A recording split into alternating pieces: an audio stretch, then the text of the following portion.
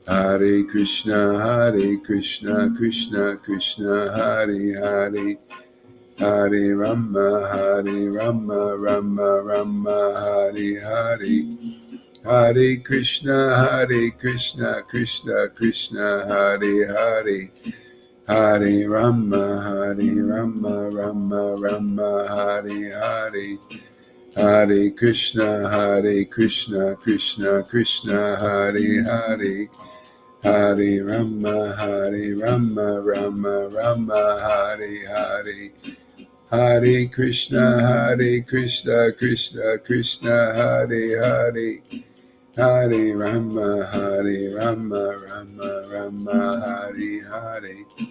Hare Krishna, Krishna Krishna, Hare Hare. Hare Rama, Rama, Hare Hare.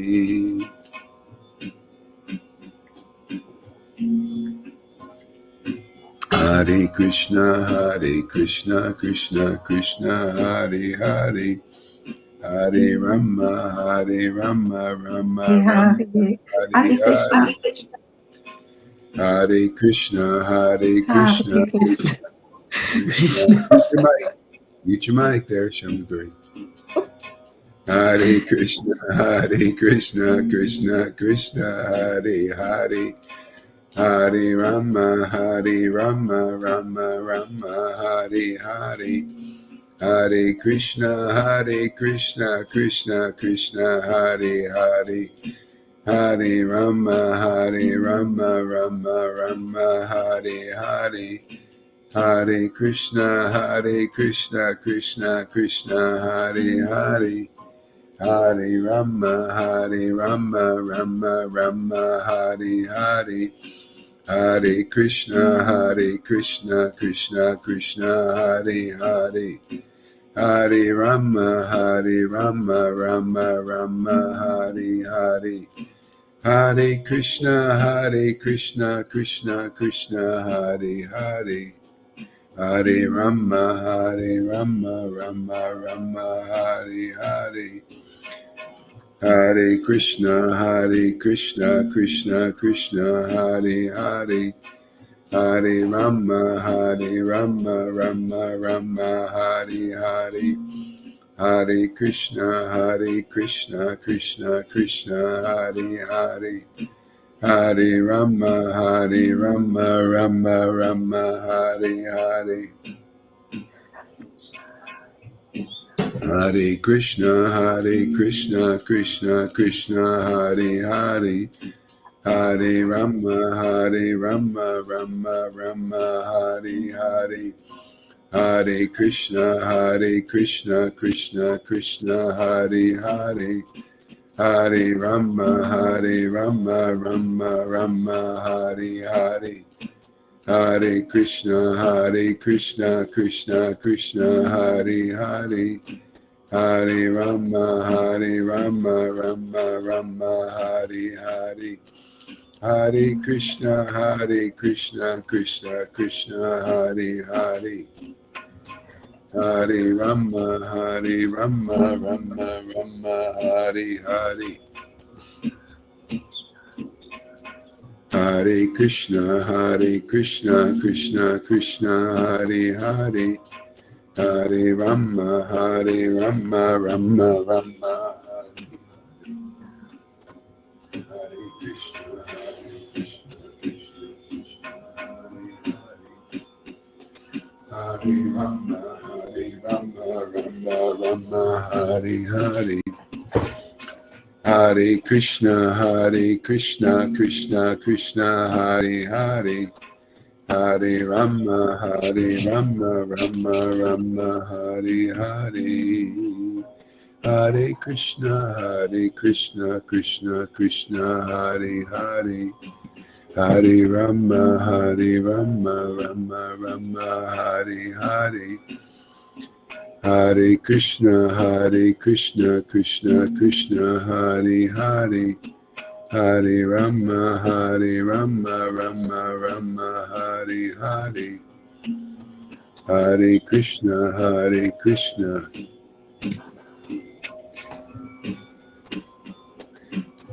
Jaya Jaya Sri Chaitanya Jaya Nityananda Jaya Sri Advaita Chandra Jaya Gaura Bhakta Vrinda Jai Sri Krishna Chaitanya Prabhu Nityananda Sri Advaita Gadadhar Sri Vasadi Gaura Bhakta Vrinda.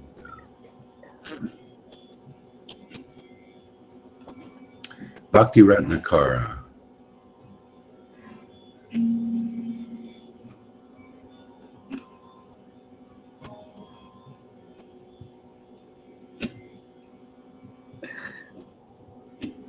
Mute your mic there, Shamaguri, please.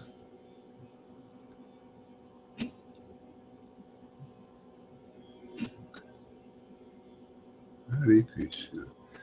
Sri Ramachandra Kaviraj.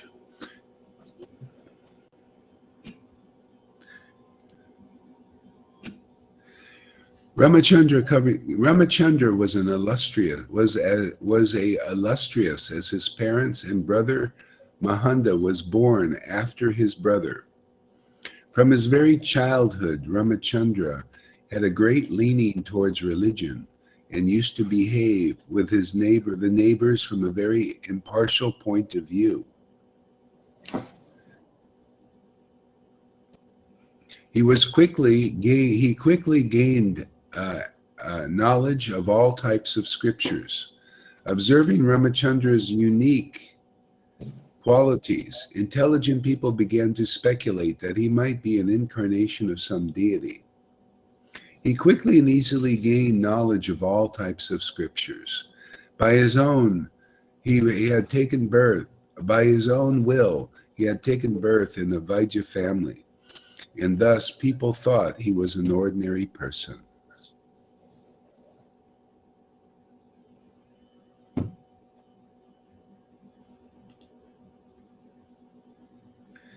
The Vaishnavas began to think that if he chose the path of a Vaishnava, he could get many Vaishnava companions in the future.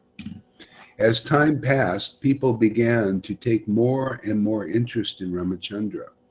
I will not describe the circumstances under which Ramachandra became a disciple of Srinivas Acharya, but I would like to describe the incident in Vrindavan from which Ramachandra got his title Kaviraj. Sri Paramananda Bhattacharya, Sri Jiva Goswami, and the inhabitants of Vrindavan were all enchanted by the poetry of Ramachandra, and they confirmed the title of Kaviraj. Ramachandra Kaviraj was a very qualified man and an intimate associate of Narottam Mahasya. In the drama Sri Sangita Madhava, the same information about Ramachandra has been quoted. I will discuss the relation between Ramachandra and Narottam later on, but here I am giving it in a nutshell. Kaviraj and Narottam were inseparable, and people used to utter their names as though they were one person, like Naranarayan. They appeared in this world to bring happiness to mankind.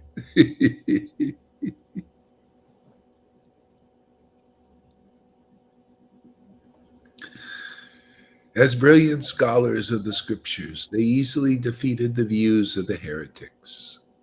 They were expert in teaching the science of devotion, and their genius was universally accepted. In the book Sangita Madhava, the same has been quoted. Sri Narottam. Sri Narottam was a great Vaishnava and a lifelong brahmachari who had visited all the holy places.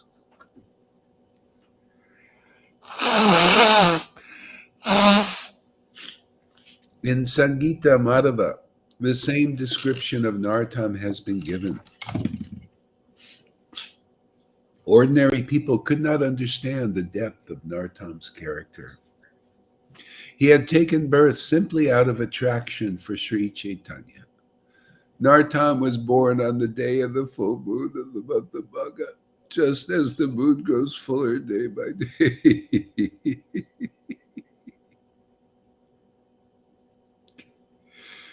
Just as the moon grows fuller day by day. So also Narottam grew. He took education in all the scriptures and proved himself very efficient in them.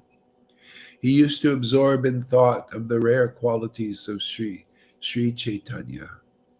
According to the design of Mahaprabhu, he proved himself as the personification of love and devotion, with no attraction for worldly materials.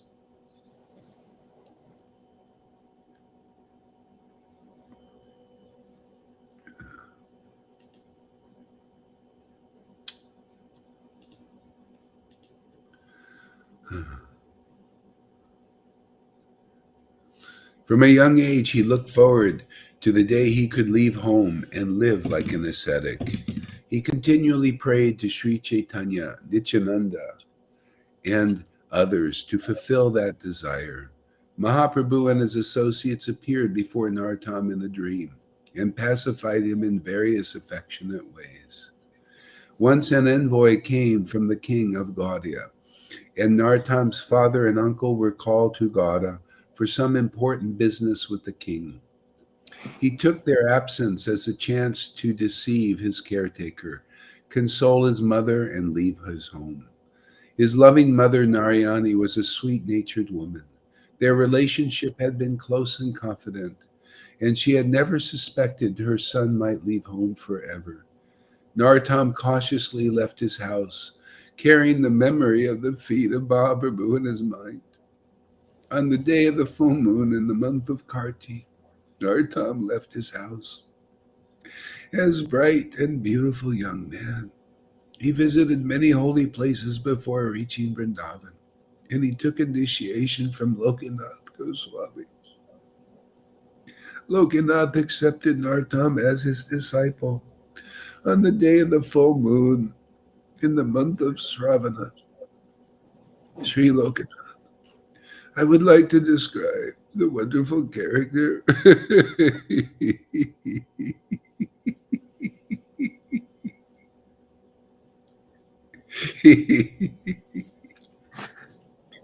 I would like to describe the wonderful character of Sri Lokanath. His father was Paramananda Chakravarti. His mother was Sita, and they lived in the village of Talakane in Jasora district. In the book Panchan Rukutama, the genealogy of Lokanath's family has been given.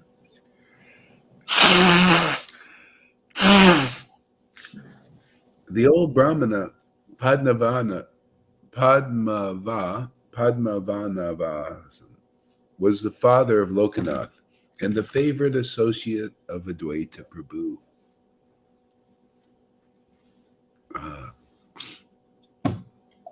Lokanath, however, felt no attachment for his home and left to join Mahaprabhu in Navadvip. Mahaprabhu Gaurachandra showered Lokanath with favor and advised him to leave for Vrindavan immediately. Mahaprabhu purposely ordered him to go because he would accept the life of an ascetic. As an ascetic, Mahaprabhu would travel to Vrindavan, and he sent Lokanath there in advance. Lokanath understood the Lord's intentions and knew that Mahaprabhu would accept sannyas in a day or two. How could the intimate associates of Mahaprabhu tolerate his hair cutting ceremony when the Lord would discard his beautiful curly locks?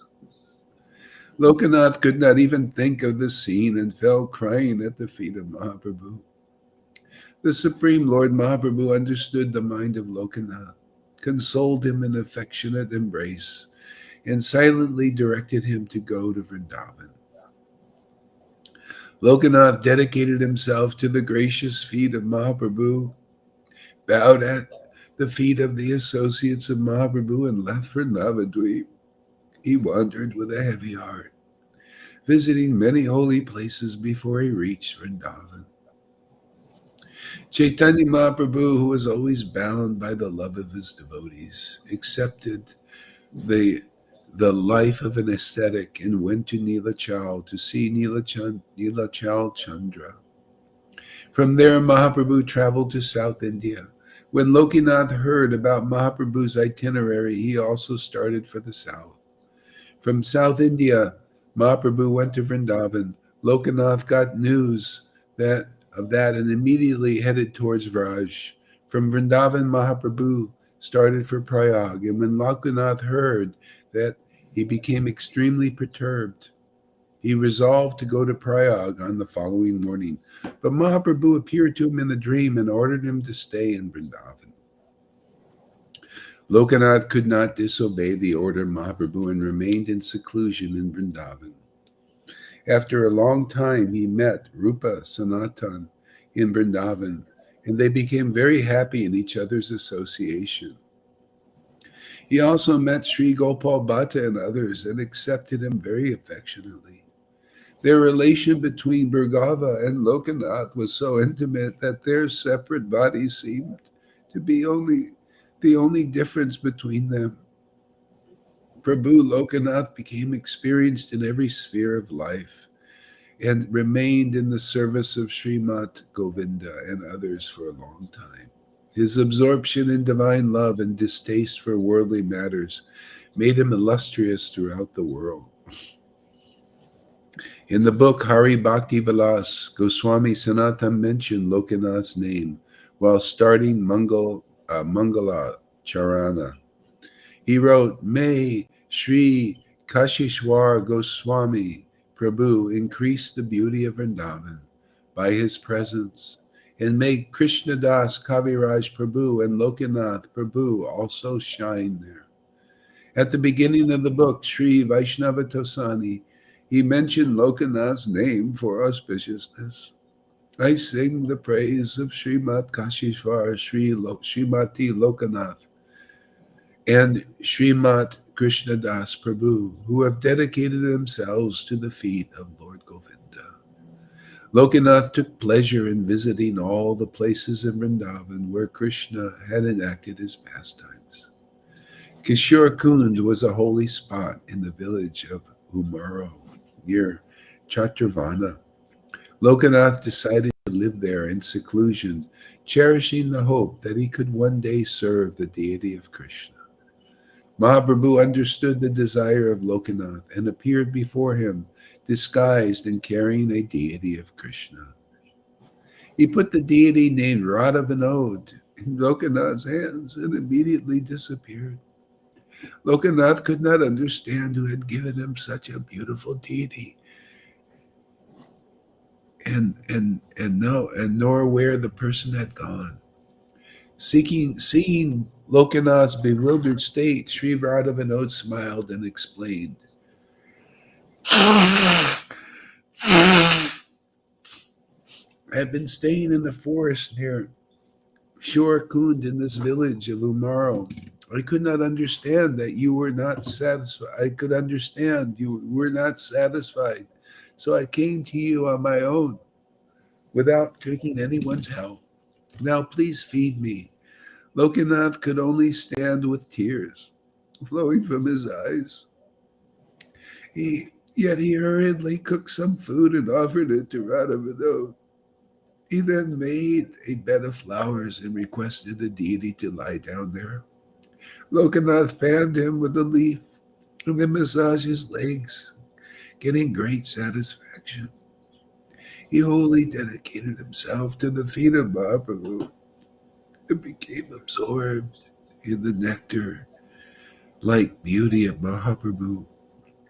He hastily sewed together a small cloth bag as a temple for the deity. The small cloth bag glowed with divine light. Lokanath hung it around his neck and carried Radha Vinod with him wherever he went. The people of the village wanted to build a cottage for Lokanath, but he was quite satisfied living under a tree and did not want a cottage. Lokanath did not have the slightest interest in his own needs or comfort.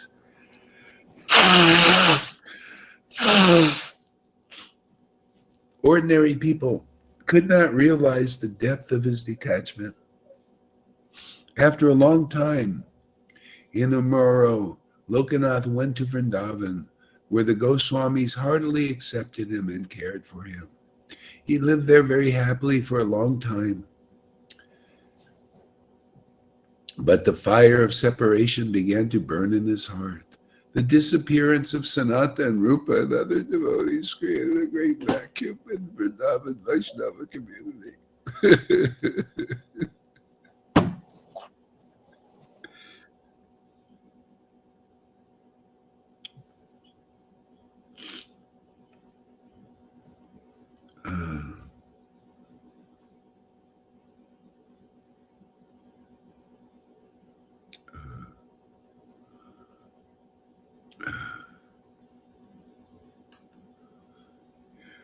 At that time,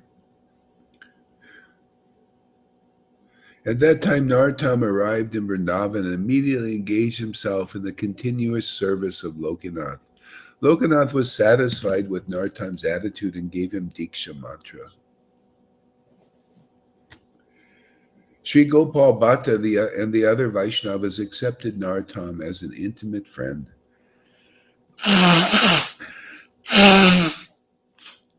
Narottam got the title Thakur Mahasya, along with the affection of Sri Jiva Goswami. Srinivas Acharya met Narottam in Vrindavan, and gradually a dynamic new circle of Vaishnavas was established there. Srinivas also met Shamananda in Vrindavan. Sri Shamananda lived in the village named Dandeshwara. His mother was Sri Dwika, and his father was Sri Krishna Mandala. Shamananda was born of a Sadgopa family. He regarded Lord Krishna as his life and soul.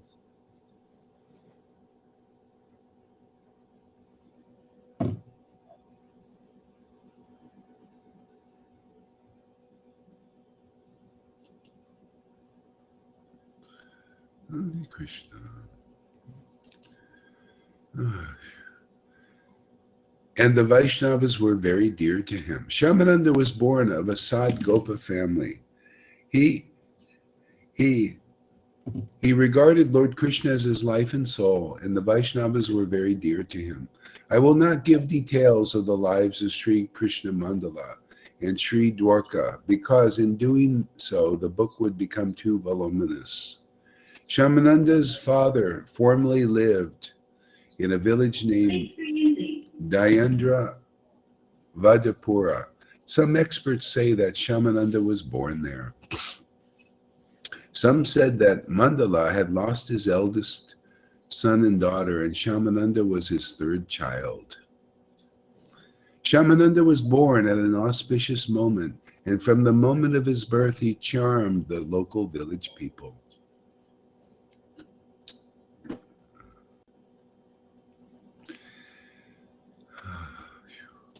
Save this for a little later here.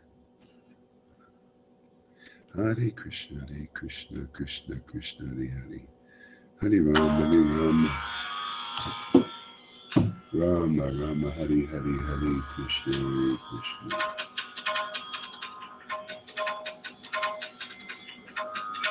Krishna Krishna, Hare Hare.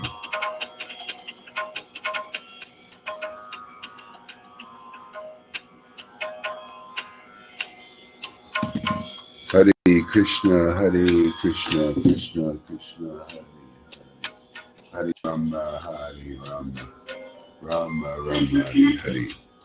Hare Krishna, Krishna Krishna, Hare Hare. Hare Rama, Rama Rama, Hare Hare. Hare Krishna, Krishna Krishna, Hare Hare. Hare Rama, Rama, Hare Hare. Hare Krishna, Krishna Krishna, Hare Hare. Hare Rama, Rama, Hare Hare. Hare Krishna, Krishna Krishna, Hare Hare. Hare Rama, Rama, Hare Hare. Hare Krishna, Krishna Krishna, Hare Hare. Hare Rama, Rama, Hare Hare. Hare Krishna, Krishna Krishna, Hare Hare. Hare Rama, Rama Rama, Hare Hare. Hare Krishna, Krishna Krishna, Hare Hare. Hare Rama, Rama Rama, Hare Hare. Hare Krishna, Krishna Krishna, Hare Hare. Hare Rama, Rama Rama, Hare Hare. Hare Krishna, Krishna Krishna, Hare Hare. Hare Rama, Rama Rama, Hare Hare. Hare Krishna, Krishna Krishna, Hare Hare. Hare Rama, Rama Rama, Hare Hare. Hare Krishna, Krishna Krishna, Hare Hare. Hare Rama, Rama Rama, Hare Hare. Hare Krishna, Krishna Krishna, Hare Hare. Hare Rama, Rama Hare Hare. Hare Krishna, Krishna Krishna, Hare Hare. Hare Rama, Rama Hare Hare. Hare Krishna, Krishna Krishna, Hare Hare. Hare Rama, Rama Hare Hare. Hare Krishna, Krishna Krishna, Hare Hare. Hare Rama, Rama Hare Hare. Hare Krishna, Krishna Krishna, Hare Hare. Hare Rama, Rama Hare Hare. Hare Krishna, Krishna Krishna, Hare Hare. Hare Rama, Rama Hare Hare. Hare Krishna, Krishna Krishna, Hare Hare. Hare Rama, Rama Hare Hare. Hare Krishna, Krishna Krishna, Hare Hare.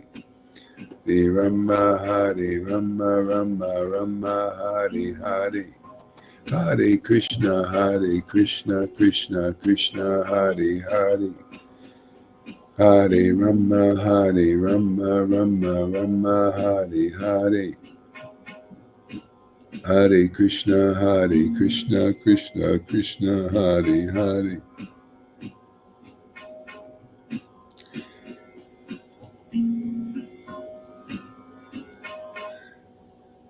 The tree, the desire tree of devotional service, chapter 9 of Adi Lila in Chaitanya Charitamrita. Let me offer my respectful obeisances unto the spiritual master of the entire world, Sri Chaitanya Mahaprabhu.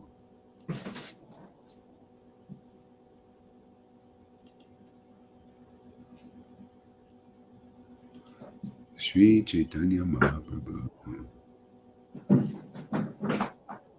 Yeah. Do you guys know how to mute your mic? I think it's probably Shimaguri. Do you know how to mute your mic, please? You should be able to learn that.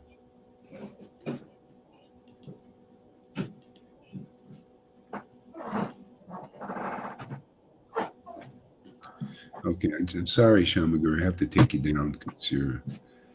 Can you mute your mic? You see how to do that, Shamaguri? There's an icon there. See, it looks like a microphone. You just click it. You don't see any icon? No, sorry. Okay, then be very quiet, okay? So I can... Yeah, I just went to get the Adi Lila books. Okay. Okay. I have. Okay. Will you tell me again which one? Yes. Okay. It's chapter 9 of Adi Lila, Tree of Devotional Service. Let me offer my volume 2? Chapter 9. No, I don't know what volume. It's chapter 9. Adi Lila, chapter 9. I got it. Let me offer my respectful obeisances unto the spiritual master of the entire world. So please ask your son how to mute your microphone next time, okay? So let me offer my respectful obeisances unto the spiritual master of the entire world, Lord Krishna Chaitanya, Mahaprabhu, by whose mercy even a dog can swim across a great ocean. Let me offer my respectful obeisances unto the spiritual master of the world, Lord Sri Krishna Chaitanya Mahaprabhu, by whose mercy even a dog can swim across a great ocean. All glories to Sri Chaitanya Mahaprabhu, who is known as Gaur Hari, and all glories to Advaita Acharya Nityananda Prabhu. All glories to the devotees of Lord Chaitanya, headed by Srivas Thakur. In order to fulfill all my desires, I remember their lotus feet. I also remember the 6 Goswamis, Rupa and Sanatan, and Bhatta Raghunath, Sri Jiva, and Gopal Bhatta, and Dasa Raghunath. It is by the mercy of all these Vaishnavas and Gurus that I attempt to write about the pastimes and qualities of Sri Chaitanya Mahaprabhu. Whether I know or know not, it is for self-purification. So yeah, so the question was, what does it mean that Krishna is our life and soul, is your life and soul? See, what does it mean? See, well, people don't know what it means because they're filled with the life and soul of Krishna in the form of the modes of nature. So they're filled with that energy, and it's the same and different than Krishna's spiritual energy. It's because it's his energy. It's from him, but it blocks who he really is and what he really is. In truth, it's like his, again, like we speak all the time, it's his shadow potency. So people normally are filled with that the modes of passion, ignorance, and goodness. Even these are energies. They're filled. They live on it. It is their life and soul. That's why a person in the mode of goodness, they live in that way. It's their life to live in a good way, in an austere way, in a renounced way. Because their life and soul is the energy of the mode of goodness. In the mode of passion, their passionate energy is in them. See, they go and run around fruitively, buying things, making things, building things. See, the mode of passion is in them. That's why even we may have relationships with people that have these modes in them, and they wonder, you don't. So it's not a wonder why can't they relate to me? Why can't they understand what I'm doing? Why can't they understand my happiness? See, because their happiness is in the modes of nature. And then they look at you and they think you're from a foreign land or something. See? So the spiritual potency is what these Vaishnavas are made out of. These persons, they're filled with love of God. See, love of God. That's why, and most people are not attracted to that because they're attracted to the modes. See, material modes of nature. See, therefore, they're not attracted to love of God. They're not attracted to transcendental mellows. See, that are in the devotees. That's the life and soul of devotees. When you start getting cleared out and cleaned out, if you're not in touch with these spiritual energy, you're just like this hollow tube with no life. You can't get life from the world because it's not your life and soul anymore. Your life and soul is a spiritual potency. That's how Krishna gets us. See, that's the mercy of Lord Chaitanya that we can cross this vast ocean of illusion. This whole universe is filled with the modes of nature. It's like an ocean of it. How are you going to cross? You need this mercy. You need to be filled with this ecstatic potency. See, it's real happiness. It's this ecstasy.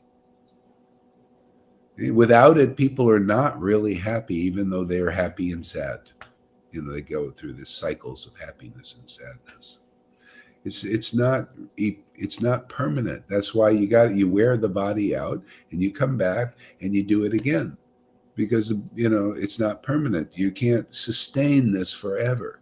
This we can sustain forever. When the body drops, this goes on. This happiness stays with the devotees. This is called the awakening. See, this is called liberation by becoming an associate of the Lord. You like to associate with God's name, and his pastimes, his qualities. They're spiritual to you. You feel them. You feel in it. You're getting it. You get life from that. You get life from associating with devotees, even by chanting their pastimes. That's why these books are written, so that we can chant them in the future. These books are written for us now. Otherwise, we wouldn't have any association with these great Vaishnavas. How would you know them? How would you know who they are, what they are? See? So the Lord gives us this love of God, this taste, this bhakti lata bij, so that we can relish their association and we can get life from that. It's like our food, our bread. It's the bread of life that Jesus was talking about. See? Spiritual bread, spiritual life. See? Otherwise, the world is just dead. It's dead in the modes. For a real devotee, it's just people are just not. It's just like the movies, zombie apocalypse. You don't have to wait for people to walk around like zombies. They already are. I mean, to a devotee, it's no life. They're walking dead. Jesus said, "Let the dead bury the dead." What do you think he meant? He had life, man. He had real life.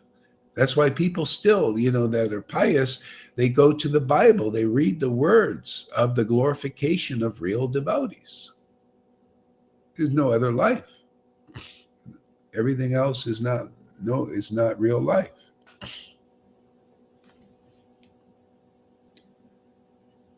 Yeah.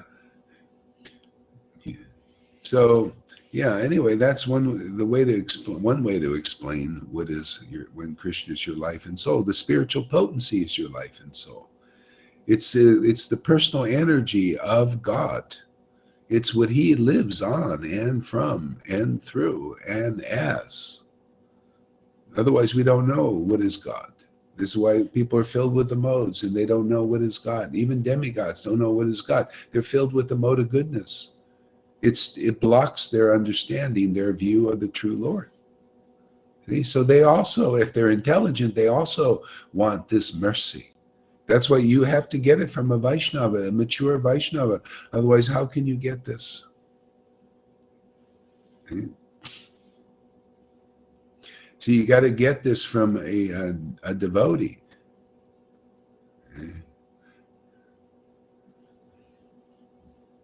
Yeah. So that's initiation. Like one devotee was asking, somebody asked her for initiation, so you got to ask, you got to inquire to go beyond superficial things. Well, what is initiation? Initiation into what? Into some formal thing, some formality of some external, like you still, what is the meaning of initiation? So, well, Lord Chaitanya taught the meaning of initiation is initiating the spiritual awareness in you, the spiritual, where you become aware of what is spirit. You're awakened. Your soul is awakened to perceive these things. Otherwise, you have no real initiation. It's external. It's this Brahmin thing. Look how there's so many Brahmins, so many sannyasis. But most are not awakened. They don't know. They're just still got the mode of goodness, and they think that's spiritual. That's not spiritual yet. Even the Lord, Lord taught transcendental principles. We teach transcendental principles. That's not enough. That doesn't purify you at all on the spiritual level. See? Not at all on the spiritual level. Material level, yes. Okay, you go from passion to goodness. Whoopee-doo. Okay, that's nice. You get a better birth. But still, you get a birth in the material world. Purification in the eyes of devotees is a true initiation, initiated into the spiritual dimension of consciousness, where you can feel the spiritual reality that's so untrue to the world. This is why people, a natural man, Paul called it, can't understand the ways of the spirit. That's why they killed Jesus, because they couldn't understand the ways of the spirit. That's why they whipped Haridas Thakur in 21 marketplaces. They can't understand the ways of the Spirit. That's why people can't understand our preaching. They can't understand. Even that's religion still. Religious people cannot understand this. They're at best pious. Jarasandha, a religious king, couldn't understand Krishna, the real God. So yeah, I mean, this is what this is about. This preaching is about, is to attract people to the spiritual platform, to convince them that they're walking zombies in this world without it. You know, that you're dead. You're going to take more births. You want freedom? Freedom is in this association here, in this particular Sangha. Is one out of millions of Sanghas. Most are not. They can't even relate to what we're doing because they're still filled with the external energy of the Lord. We're filled with the internal energy of the Lord. That's why the classes are so good. You know, I was writing something, and I'm surprised myself when I write something. It's fantastic.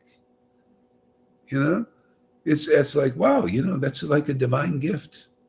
I don't, you know, this is the way of the spiritual potency. That's why we read Krishnadas Kaviraj got the title Kaviraj. The other Kaviraj we read about this morning, I forgot his name, but he's became Kaviraj because they're filled with the spiritual potency, and what they do is really beautiful. And eventually becomes recognized. But it takes a while because people are filled with the modes, and great scholars are jealous of these persons. They're jealous of right. They can't, and they don't even know that. They're just filled with humanness. It's human to be jealous and angry and hateful, and to hate demons, and demons to hate humanity. And is it a wonder why they don't know what the hell we're doing? It's spiritual here, you know, and that's why, you know, we're lucky that we get cleansed coming here. We get cleansed to the point we like spiritual topics, discussions about the absolute truth. We like to help make it clear for humanity what's really real forever, and try to attract them away from the illusion, you know, to cultivating the illusion over and over again. That's the cycle of birth and death. That's all you got in your life. Just illusion, illusion, illusion. You got none of this. No contact with what is of the Spirit. That's why people must meet the devotees. Otherwise, they have no contact with Spirit. They're always associating with people in Maya, with other zombies like themselves. Sorry, everybody is a zombie. We're all zombies without the spiritual potency. It's just a fact. That's part of being humble. You know, want to be humble, just accept your lot. Man, I'm a zombie sannyasi. I'm a zombie guru. If you can just say that, man, now you're getting to know who the heck you are in your real position. You're a zombie until you're doing what we're doing, until you're relishing what we're relishing, until tears are squirting out of your eyes and the holy laughter is coming from your heart, your jubilant heart, because of Krishna's come to you, is manifesting himself to you. And the love of God awakens in your heart and shows you what is real for the first time in your life. That's the revolution. Now that's initiation. Are you like that? Okay. So if you're a guru like that, can you initiate people's spiritual life? Can you bring them through the purification of the modes, exhorting them out of them by speaking the truth, getting these modes out of people, man? Do you have that kind of spiritual potency? That's why you cannot just be a guru. I mean, not on this standard. You could be like on the practice standard, you know, the children playing doctor standard. But are you got, you know, oh, really, what we're teaching here is being a guru on the standard of Chaitanya Charitamrita chapter 1. Read that chapter and just ask yourself, you know, that's the kind of initiation you want to give or get. That's why I didn't do, you know, this happened spontaneously, and I had to be confirmed by Prabhupada and Krishna. Just The books we're reading are confirmed by Vaishnavas and Krishna. This is why this preaching was confirmed by Krishna and Prabhupada. We're here to wake people up, man. It takes spiritual potency, man, strong. To lift them out of the modes, it's just like Varaha lifting the earth out of the waters of devastation. People are being devastated here every day by the waters of Maya, illusion, coverings.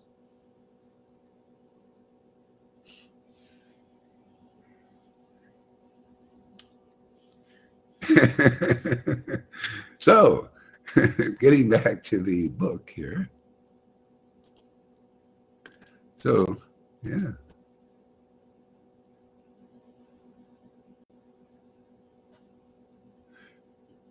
See, all glories to Krishna Chaitanya. All glories to the devotees of Lord Chaitanya, headed by Srivas Thakur. In order to fulfill all my desires, I remember their lotus feet. And that's the only way. We have to. You know, we get life from these are our heroes. Like Raghunath Das said, you know, I'm trapped in this illusion, this ocean of illusion, man. I've got people on all sides of me misdirecting me. You know, always telling me the wrong thing. Misguidance everywhere. Oh, may the heroic devotees save me.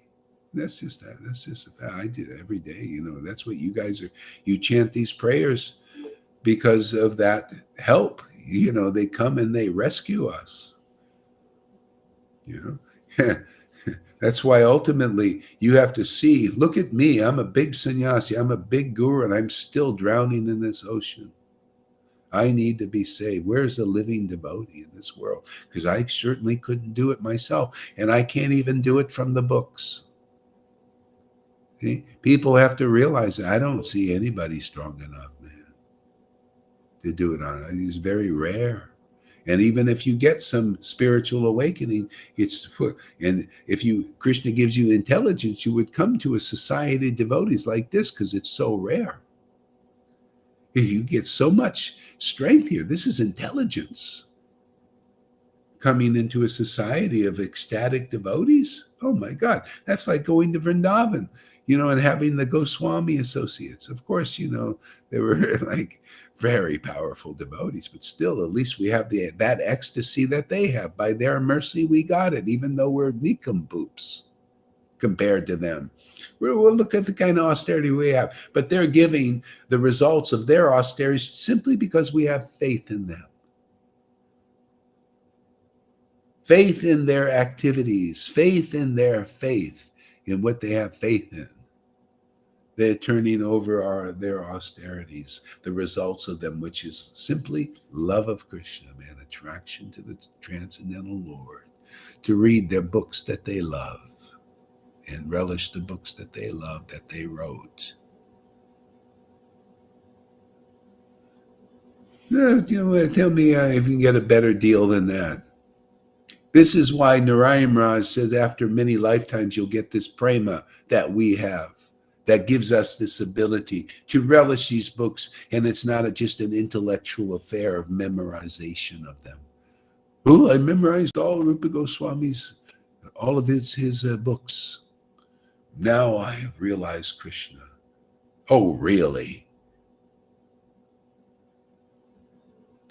No, you coming to the point of transcendental relish when you feel that this is your life, that this is your master coming through those devotees, man.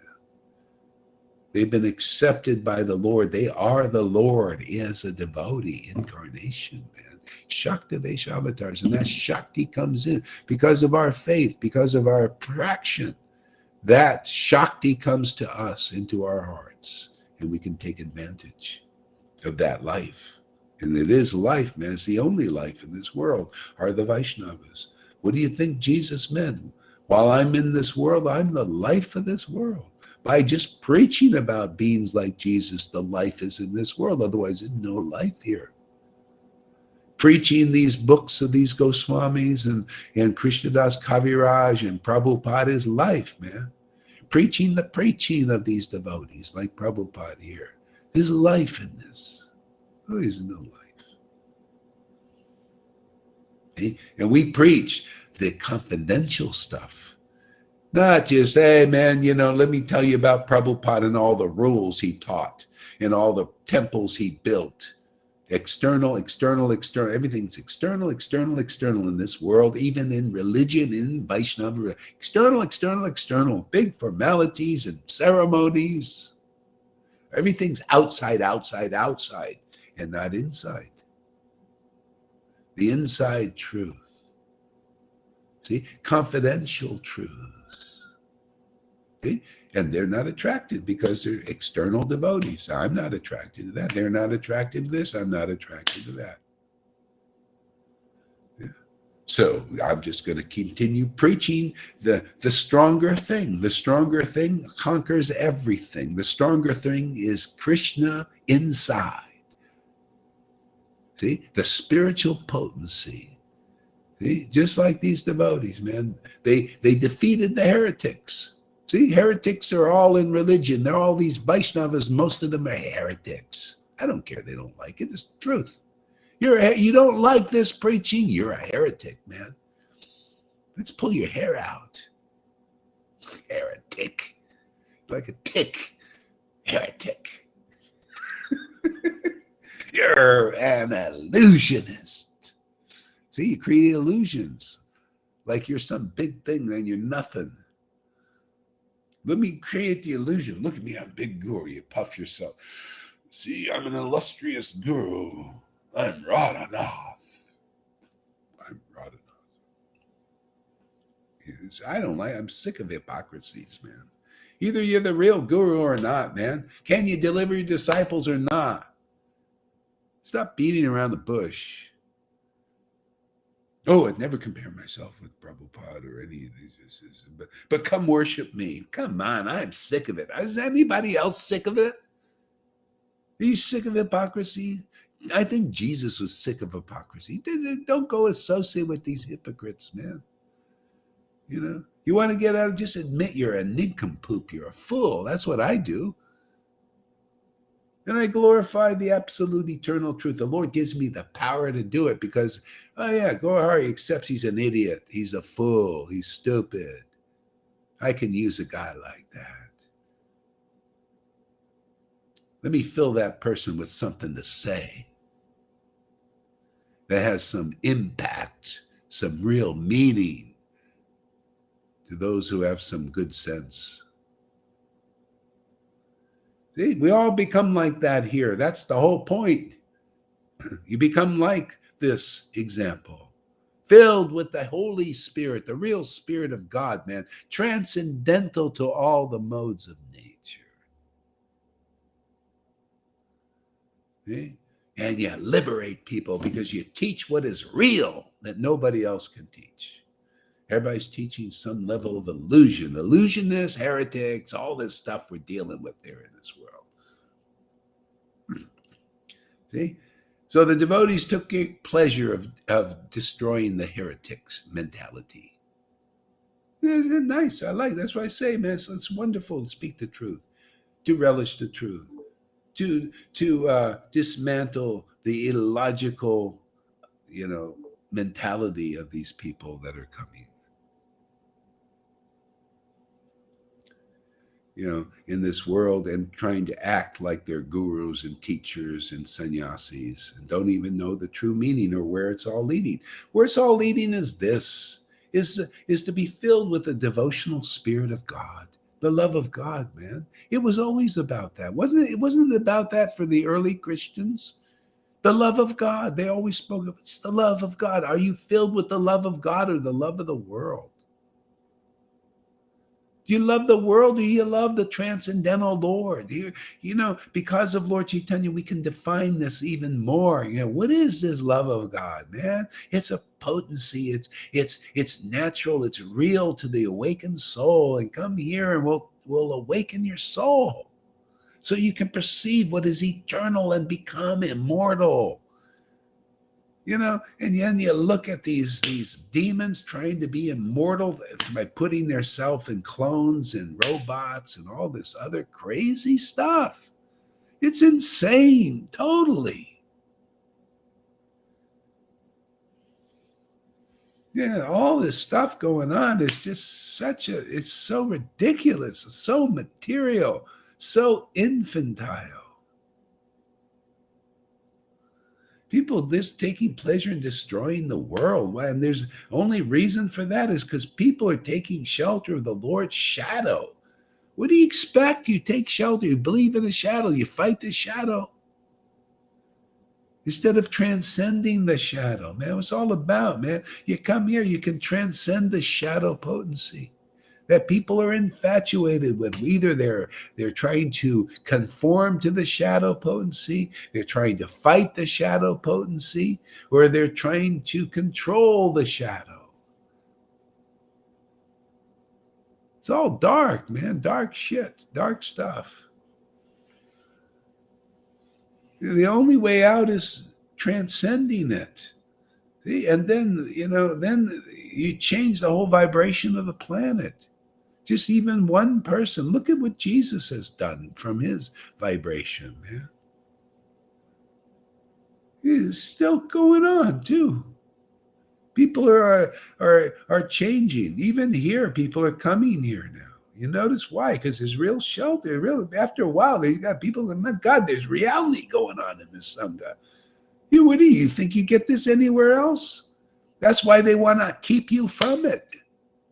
They don't want you to come and see the glories of what's going on here, because you'll change. You'll leave gurus. You'll leave sannyasis and all these bullshitters, man. You see, the real shelter is here. Wow, man, the spiritual potency is there, man. Oh, you tell the difference. Yeah, this is a stronger thing. This is more logical, more clear, more ecstatic, more and more and more, every good thing you can think about. Okay. Real movie. That's right. This is a real movie. It has to be the greatest show on earth. If the Lord ain't working here in this world, doing stuff like this, it ain't no great show. That's why you notice the greatest show on earth was over. They said Jesus Christ. They had the greatest show of God on this planet. The greatest show on earth was when Lord Chaitanya was here.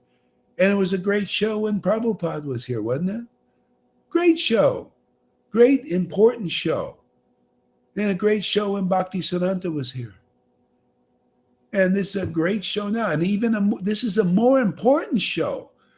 This is the awakening of reality, not just, well, let us show the world of rules and regulations and temple building.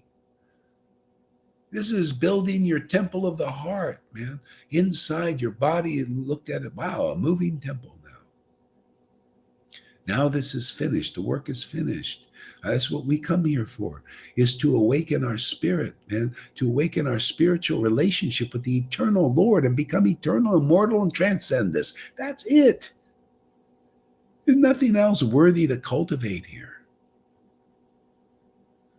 Just cultivate more births and more deaths and more births and more sufferings. Come on, who's tired of it? Anybody?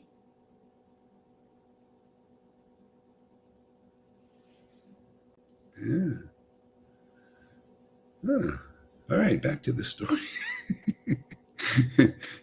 See, all glories to the devotees of the Lord Chaitanya, headed by Srivas Thakur. In order to fulfill my desires, I remember their lotus feet. Isn't that what it's about, man? What is his desires? He has desires for a Maserati or something that they're teaching the world. Oh man, you come here, we'll teach you how to get a Maserati. No, his desires, man, love of God and more of it. You never get enough of that. You want more. Ask River. It always wants more. Look at Lalita. She's greedy too. She said, oh, Johan's got more than me. I want what he's got. This is the way it is. Greedy. Gopis are greedy, but they're greedy for the right thing. They're lusty for that. They're jealous of that stuff. See? It's transcendental. At least they're jealous of what's important in life. Other people are jealous. Oh, he's got more money than me. I want that money. At least you're jealous for bhakti, man. I want this bhakti, man. Yeah, good, man. Now you're in the right direction, man.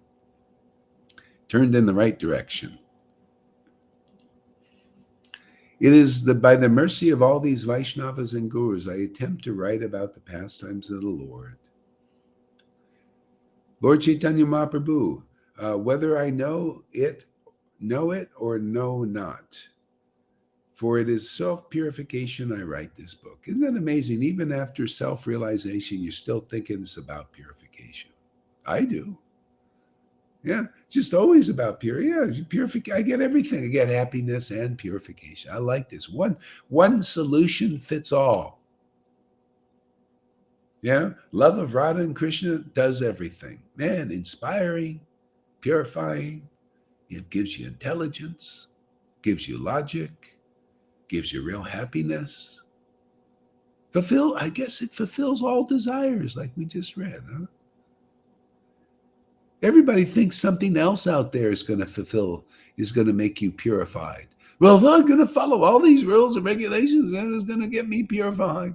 I'm going to spend my whole day building temples and doing temple worship and going and waking up at 3 a.m. and serving the deity every minute of the day. And I'm going to chant Hare Krishna and never think about nothing else. And I'm going to get purified like that. And a devotee, I just preach ease.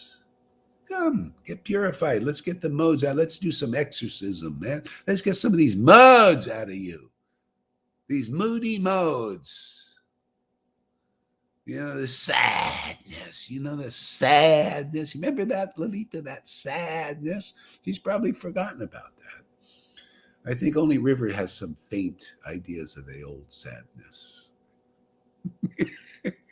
Just a teeny bit. Every once in a while, a little sadness comes. It's on its way out, man. We exhort this, man. Just excrete it like stool.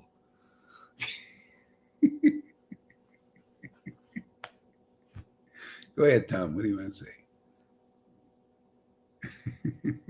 I still have all these chisels here. And, good. So we're chiseling away.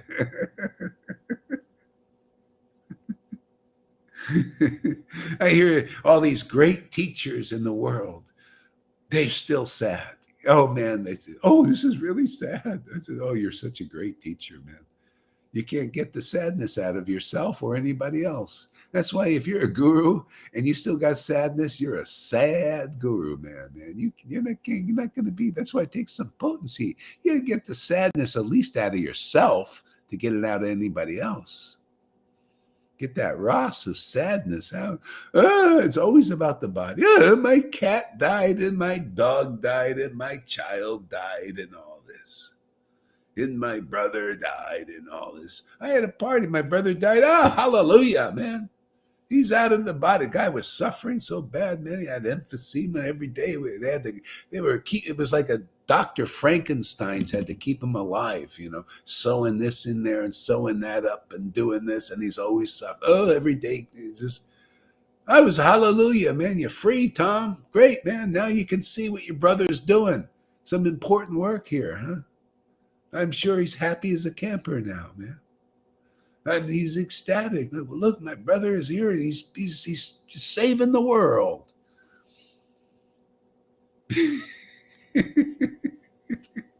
He's probably here right now, watching this here now, man. Why not? He's more free now. Freedom. I had an out-of-the-body experience once. I felt exactly the same as I do in the body. What is this? Because it's consciousness. What are you conscious of? In the body or outside of the body? That's why you become a devotee with devotional potency in you. That goes with you. The only thing you can take, all this other stuff has to stay here. All your money, all Bill Gates' money and his gold or whatever else, his house. You can't take any of it. Not even his children. Nothing. That's why they want to live forever in the world. They're so mundane, materialist. You know, they think, well, I don't believe in immortality, so let's live forever here. Totally outrageous and dumb. The most intelligent person, Elon Musk, in the man of the year, is so stupid. I'm sorry, Elon, but it's the truth. You're dumb. You're not very smart. You're trying to go to Mars when you can go outside this whole universe if you go the right path. You don't have to implant things in people's brains and change God's creation. Okay? That's not very smart, Mr. Musk. No wonder you're stuttering. You know, these guys need a little truth, man. No truth in them. And people, they make them man of the years. And this is Maya. It's such an illusion, man. Always making the mountains out of molehills. These people are molehills, and they make a big mountain. Oh, Elon, he's the smartest man in the world. He's so smart, he wants to go to Mars mechanically and live forever in a robot. Very smart. People don't know. That's why, I mean, this is my way of comedy. Just making a big joke out of the truth of what everything really is. I'm amazed, you know, how Maya were, and people believe in it, man. They believe Trump is some big thing. He's some great person. He's got just a very big false ego. All of them. I don't care about any politician. They're all an illusion. And you worship these people. This is why even the communists, they want you to worship the government. They want you to worship mundane persons who have mundane desires. It is so ridiculous. When you're filled with the spiritual power, you see, my God, there's a bunch of children, man. they're lusting for power. You know, the power of these people in Maya. They want to use them as the lousy batteries. People in Maya, they're a lousy battery. One person who has realized God has a power of the universe, man. We're hooked into the power of creator of millions of universes. That kind of relationship with that kind of person you get here. And people are trying to get power over all these living entities in illusion. Crazy people. Everybody's crazy, more or less. Ask Prabhupada. I'm not saying anything. He said everybody's more or less crazy in this world. Until the spiritual potency is living inside you and you're living in that, you're a little touched in your mind. You're a little bit nuts. Or a lot nuts, depending. Yeah. So, great verse. I take shelter of the Supreme Personality of Godhead, Chaitanya Mahaprabhu, who himself is the tree of transcendental love of Krishna. Okay? So that's Guru, man. Are you like that? Are you a tree of transcendental love of Krishna? Otherwise, this ain't going to start again. That's why it hasn't started. People are not a tree of transcendental love of Krishna. Or if they are, they don't express it. They don't teach it. The beginning of the real Sankirtan movement is expressing and teaching these things. Yeah, that's why we're here fulfilling Prabhupada and Bhakti Siddhanta's desires all the way back to Lord Chaitanya. Is now teach the inner thing, waking, love of Krishna, not just love of the temple, love of external love of every external things, love of God. No, love of God. He's inside you. See, you got to be. Are you a tree of love of Krishna, man? Are you a storehouse of that love of Krishna or not? Otherwise, you're not in the line yet. This will humble you guys. Are you a tree of love? Oh, I would never compare myself with a tree of love of Krishna. Well, then nobody gets love of God through you. You'll get the ones who don't even know, they're just there for some other motive or something, religious motive. They want something, they want to be like you, a big guru when you're a small fry.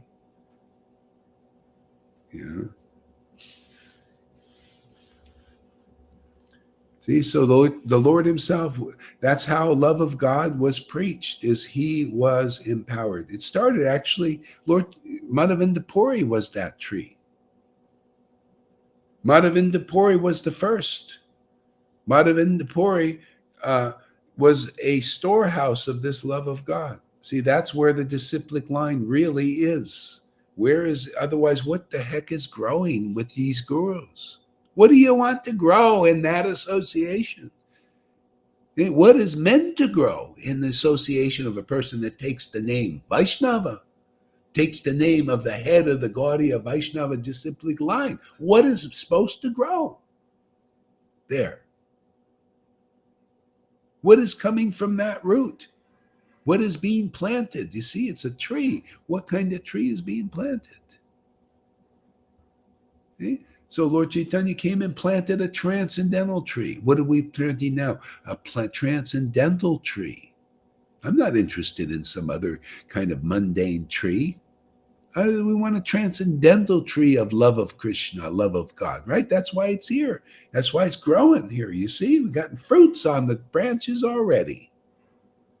That's pretty a miracle.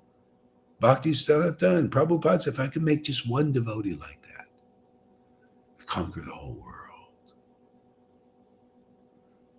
Yeah, because the only place reality is shown. And that's how rare it is. Usually, if there's a little fruit growing on the tree somewhere, maybe from your past life, immediately Maya's there and she steps on it, squashes it before it comes to fruition. Isn't that what she does? Isn't that what the Devotees do? I remember, man. Yeah, I came, made contact with Prabhupada. Immediately, the sprout of love of God happened. Immediately, the name, the books, and then stepped on by the temple president. Squashed it. Oh, are you crying in the temple room? Oh, another temple president, same thing. Why are you dancing like that and you're not doing the Swami step right before the deed? Don't ever turn your back. You turned your back by spinning around for 1/10 of a second. You had your back to the offensive, you rascal. Squashing it, repressing it. Over and over again. Another delegation of ladies, because I was dancing for enthusiasm in Vrindavan for the deity, in Mangalartik. Delegate Prabhupada never taught us to dance like that. You're supposed to do the Swami step only. Mean, too. Hate you.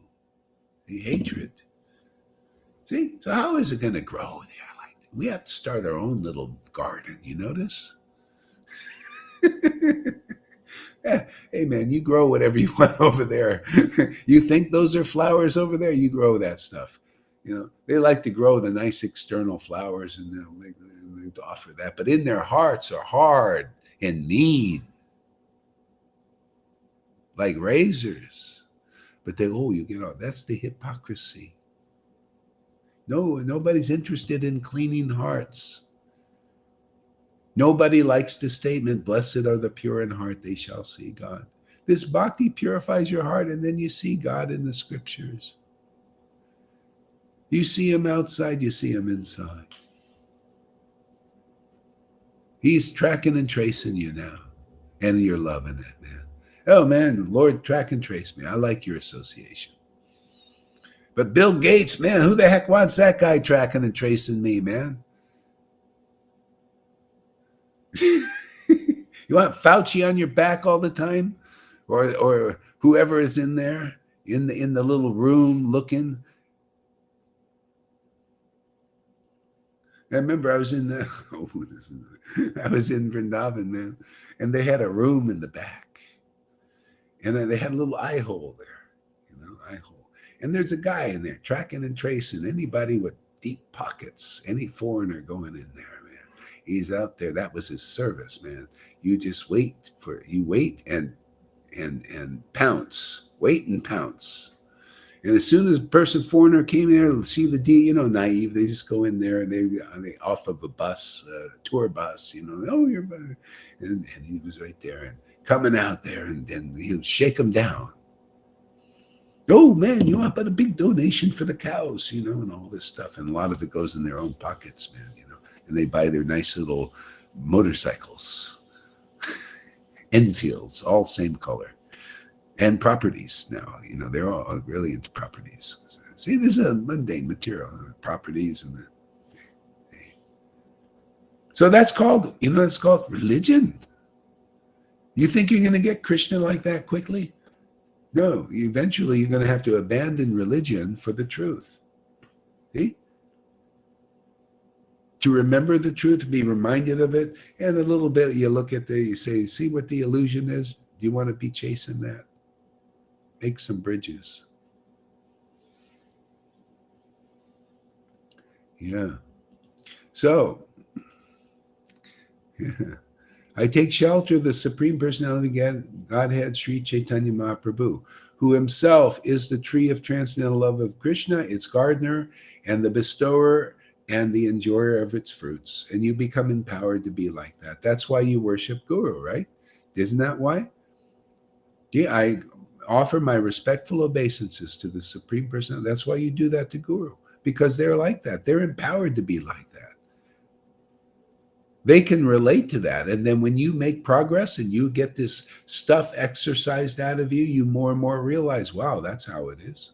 You become part of this family. You become the storehouse of this love of God. You become its gardener. You become its taster of this fruits, because it's the Lord tasting it through you and as you. That's your intimacy. There you go. Now you know God, man. You know your relationship with the Lord. It's that intimate. It's all about intimacy.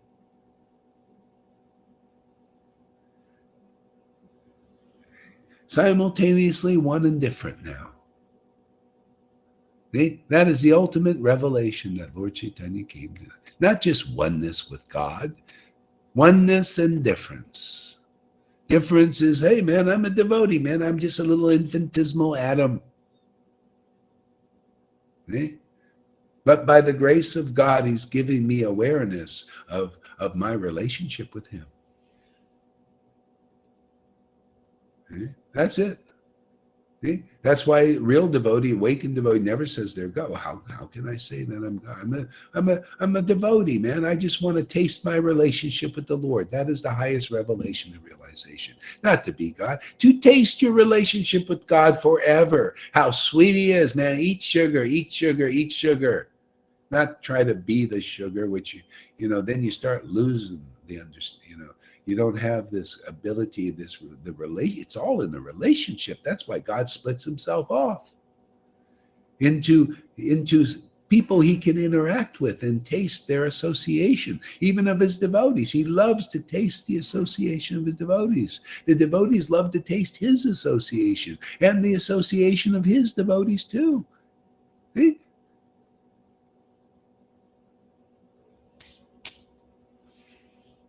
You get the happiness of God as a literal fact. This is no joke. It is a lot of jokes here, but no joke. This is really as real as life is ever going to get. As true as life is ever going to be true. Okay? This is called Srimad Bhagavatam. This is the highest truth taught. Distinguished from what? Don't we just make a real clear picture of what illusion is? See, this is called preaching. See, when you can preach like this, now, okay, the Lord said, okay, you're good. That's what Prabhupada came. Said, yeah, okay, you do more of this. This is it. You're doing exactly what I do. Yeah. Point these things out. Show them what reality is. Tell them and show them. Show them the highest happiness. Teach them the glories about that. Okay? That's the only meaning to be in this world. To relish this happiness and to preach it. That's it. Nothing else.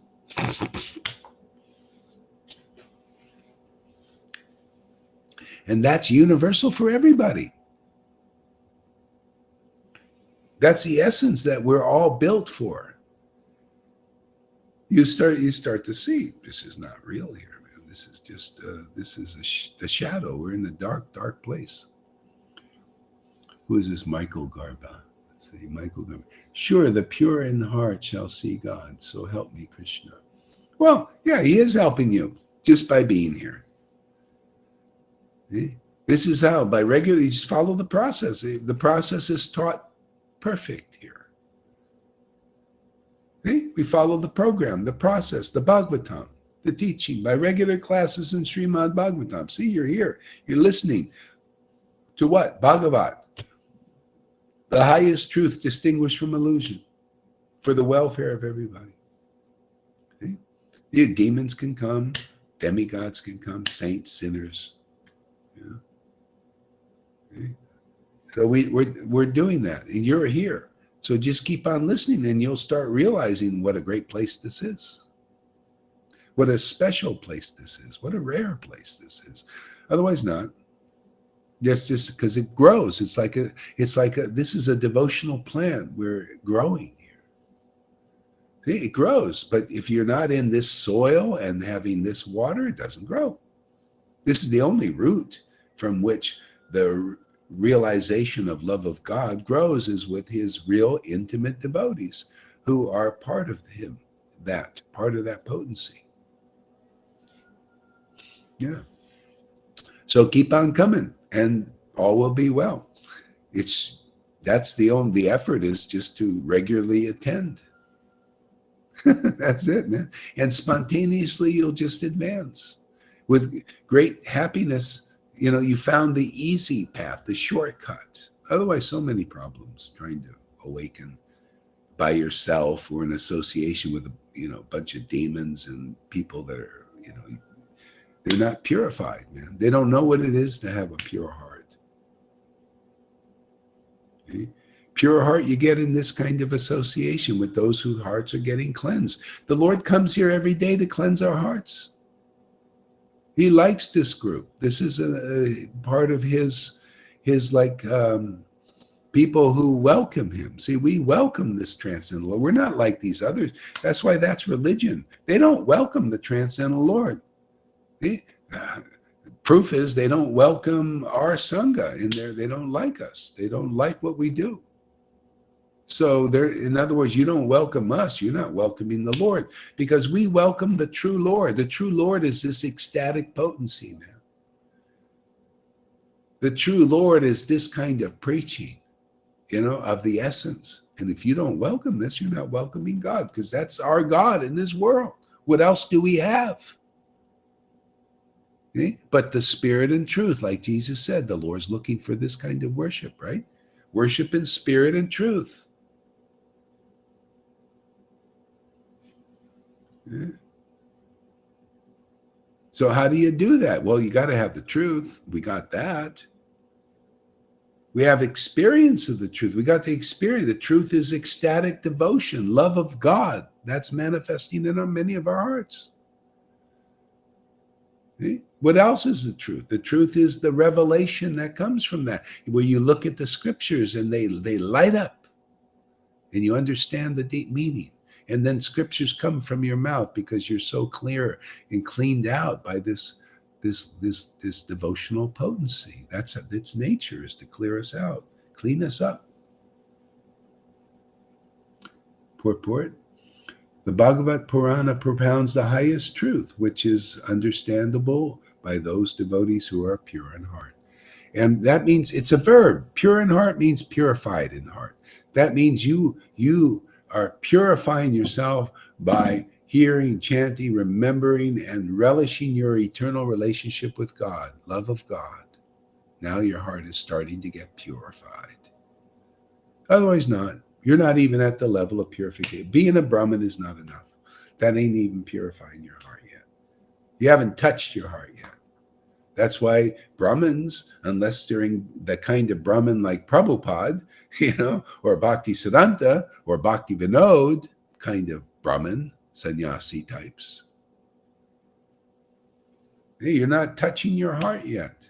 See, you're still full of the false ego, envies, jealousy, hatreds. See? Yeah. You don't even know what compassion is until love of God awakens. Nobody knows.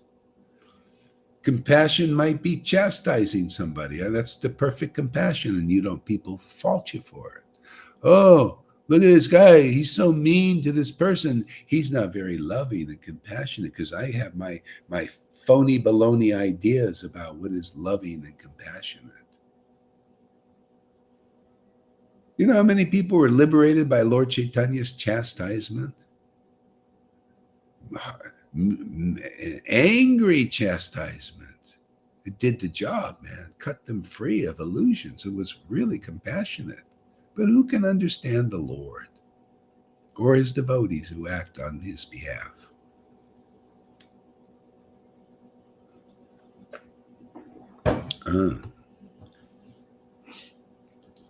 So,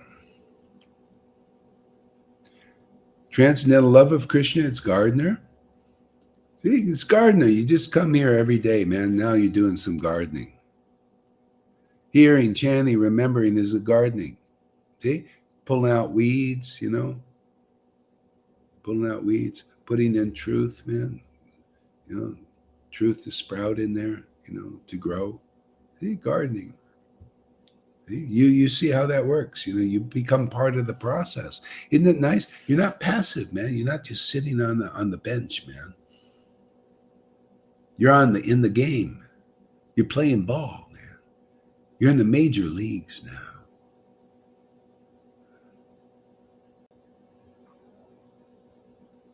See, something's happening. See, people are watching in the bleachers and benefiting.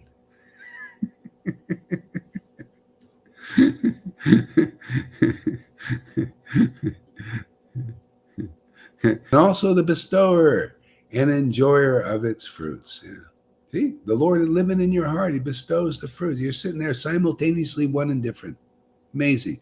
It's just awakening in your heart, this love of God. The Lord is bestowing it upon you. See? And the enjoyer too. The Lord is enjoying it and you're enjoying what the Lord is enjoying.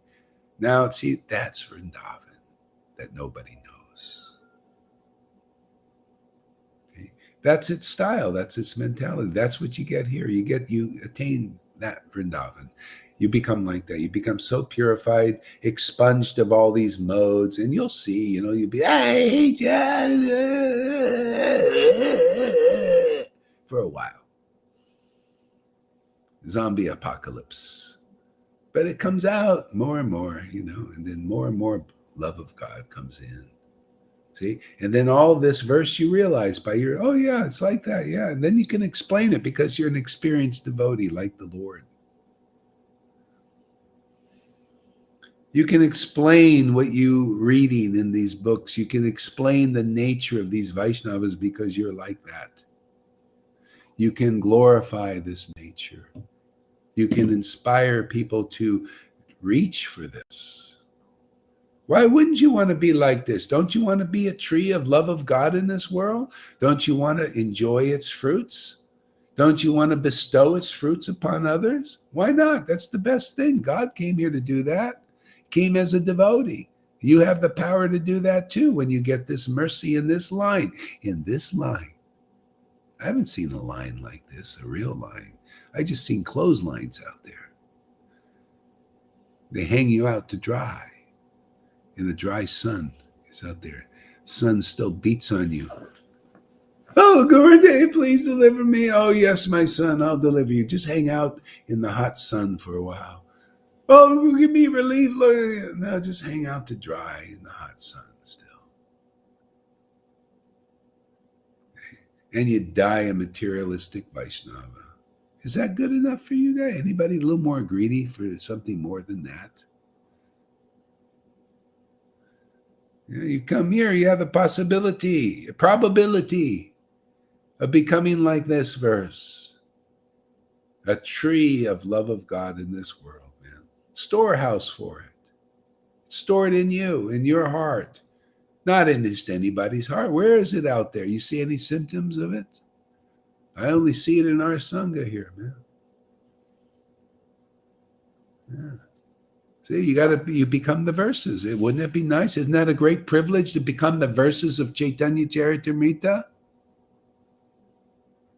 You tell me any other better place to be, any other better place to be taught. Tell me any other better spiritual master to have, where you become these verses.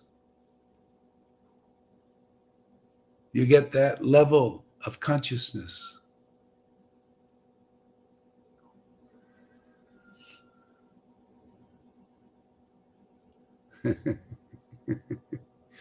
Yeah, that's it. See, the more you come there, Shamaguri and everybody else, the more you see these are Lord Chaitanya's pastimes. Who else is given this understanding? Any of these gurus, do they represent Lord Chaitanya to give this understanding? I don't see it. Yeah. This is what they need. I mean, we're here for them too. I mean, if they want. If not, it'll just pass them by and they will die of Vaidhi Bhakti and gonna get a nice birth, as a nice demigod, maybe a vegetarian or something, Whoopee-doo. I mean, that's insignificant to the devotees of Lord Chaitanya. Here you find out true significance. The significance that Lord Chaitanya knows. You'll know why he chanted, why he loved the name, why he put emphasis on the name.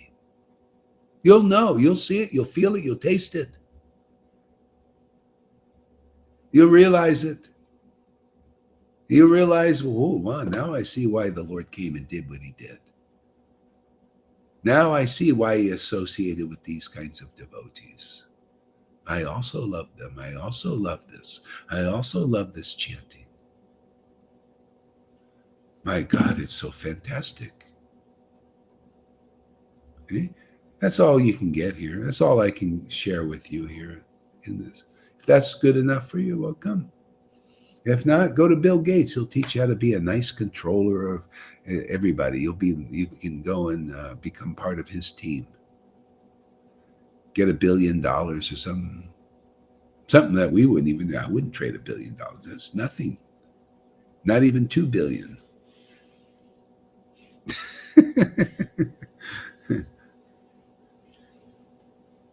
Yeah. See, we know who we worship.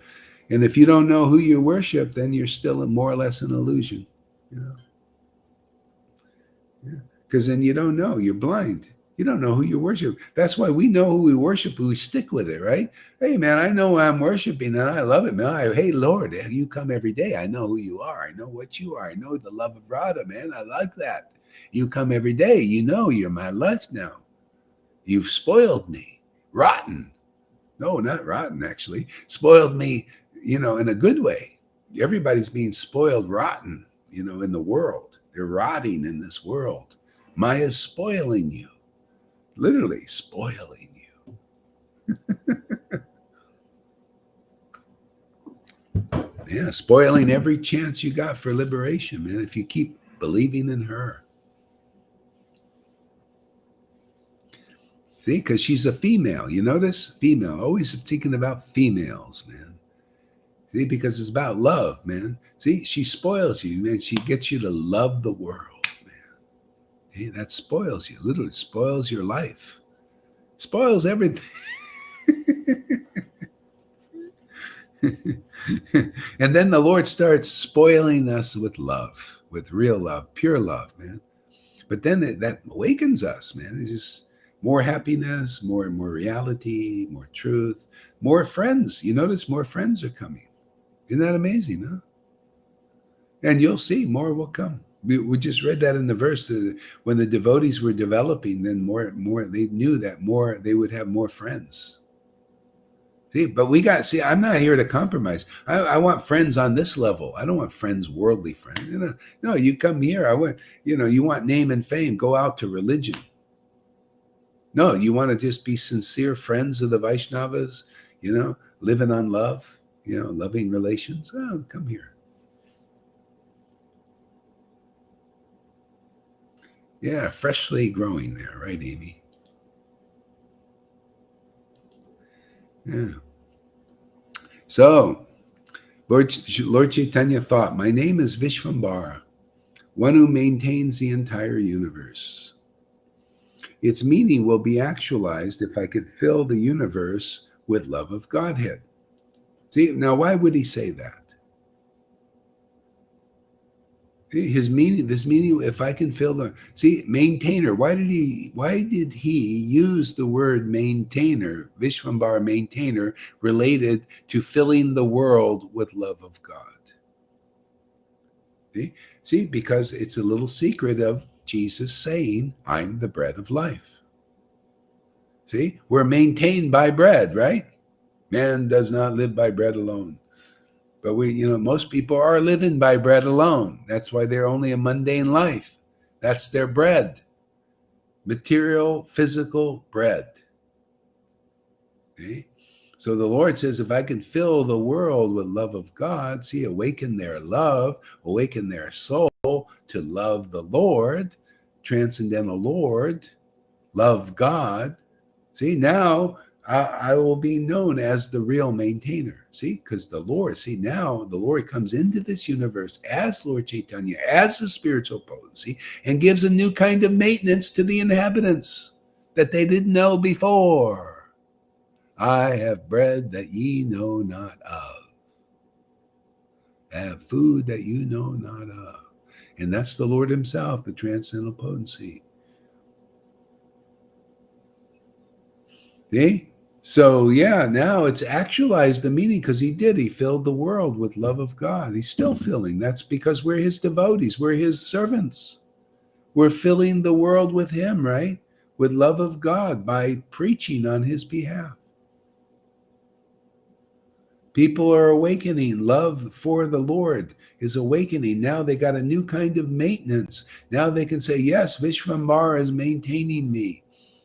See? This is the meaning of that question of River when she said, what does it mean that the Lord is my life and soul? Well, you see, the pastimes of the Lord are maintaining you. You're maintaining your bhakti, your real life. You notice that's real life.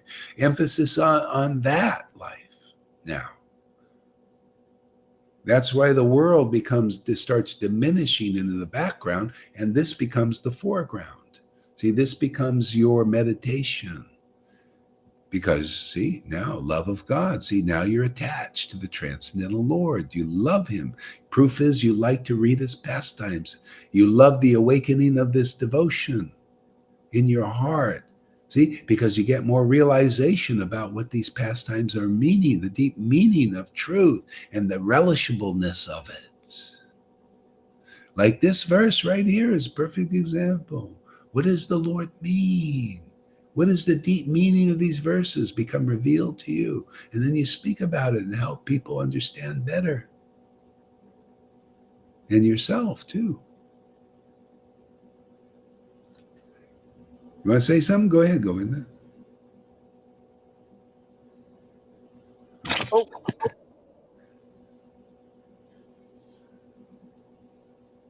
Just relishing. Just relishing everything saying.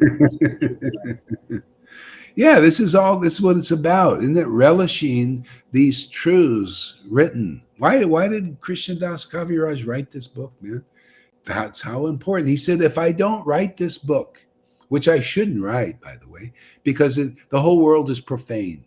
They don't like this book, just like people don't like our preaching. Most at this point, most don't like it because they're filled with the modes. I don't care how big a title they got. I can see if they're filled with the modes or not. They write these books. So Krishnadas said, I must write this book to nourish the devotees. These verses nourish us. Ask Lalita. She knows what I'm talking about. They're nourishing, food for the soul. The devotees relish them. They do it in sadhu sangha because others are also uplifted like they're uplifted.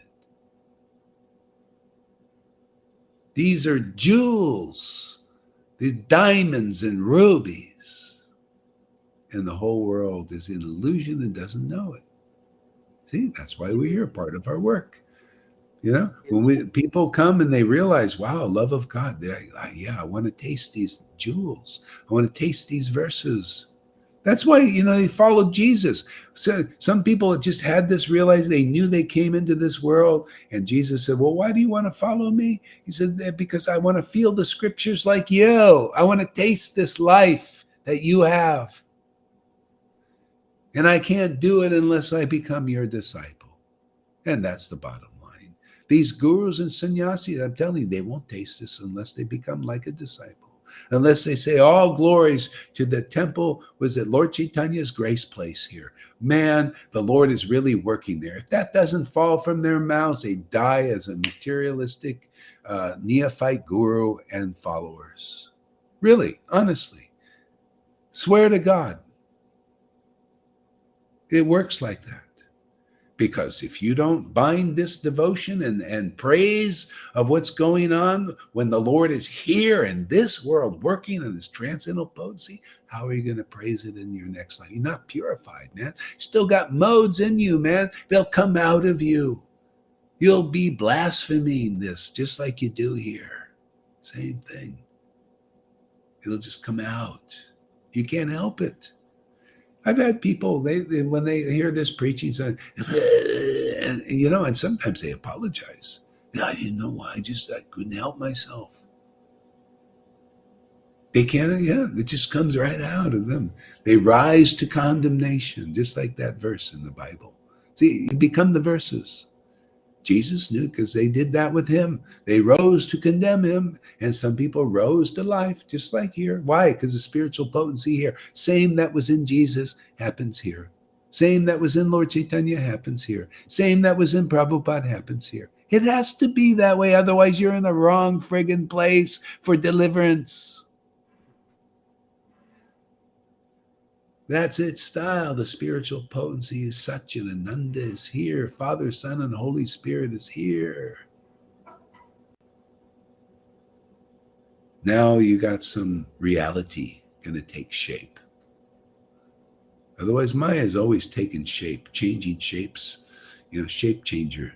And then you change a shape, man. You come into this world, change shapes, and the next life you get another shape. Shifty shape. It's always shifting. Loads of modes. Yeah. Let me say something now. Go ahead. That pastime of Shivananda saying is so beautiful because it's so Chaitanya using the example, like he uses sutras, carpenters, workers, he uses a dog. And personally, you say that to the Varna Ashram community. Well, what Varna Ashram did the dog do? You follow Shivananda saying, he was just attracted, and actually a dog is showing the path that you won't take. Yeah. These dialogue with the devotee up there in Sweden, Nataraj.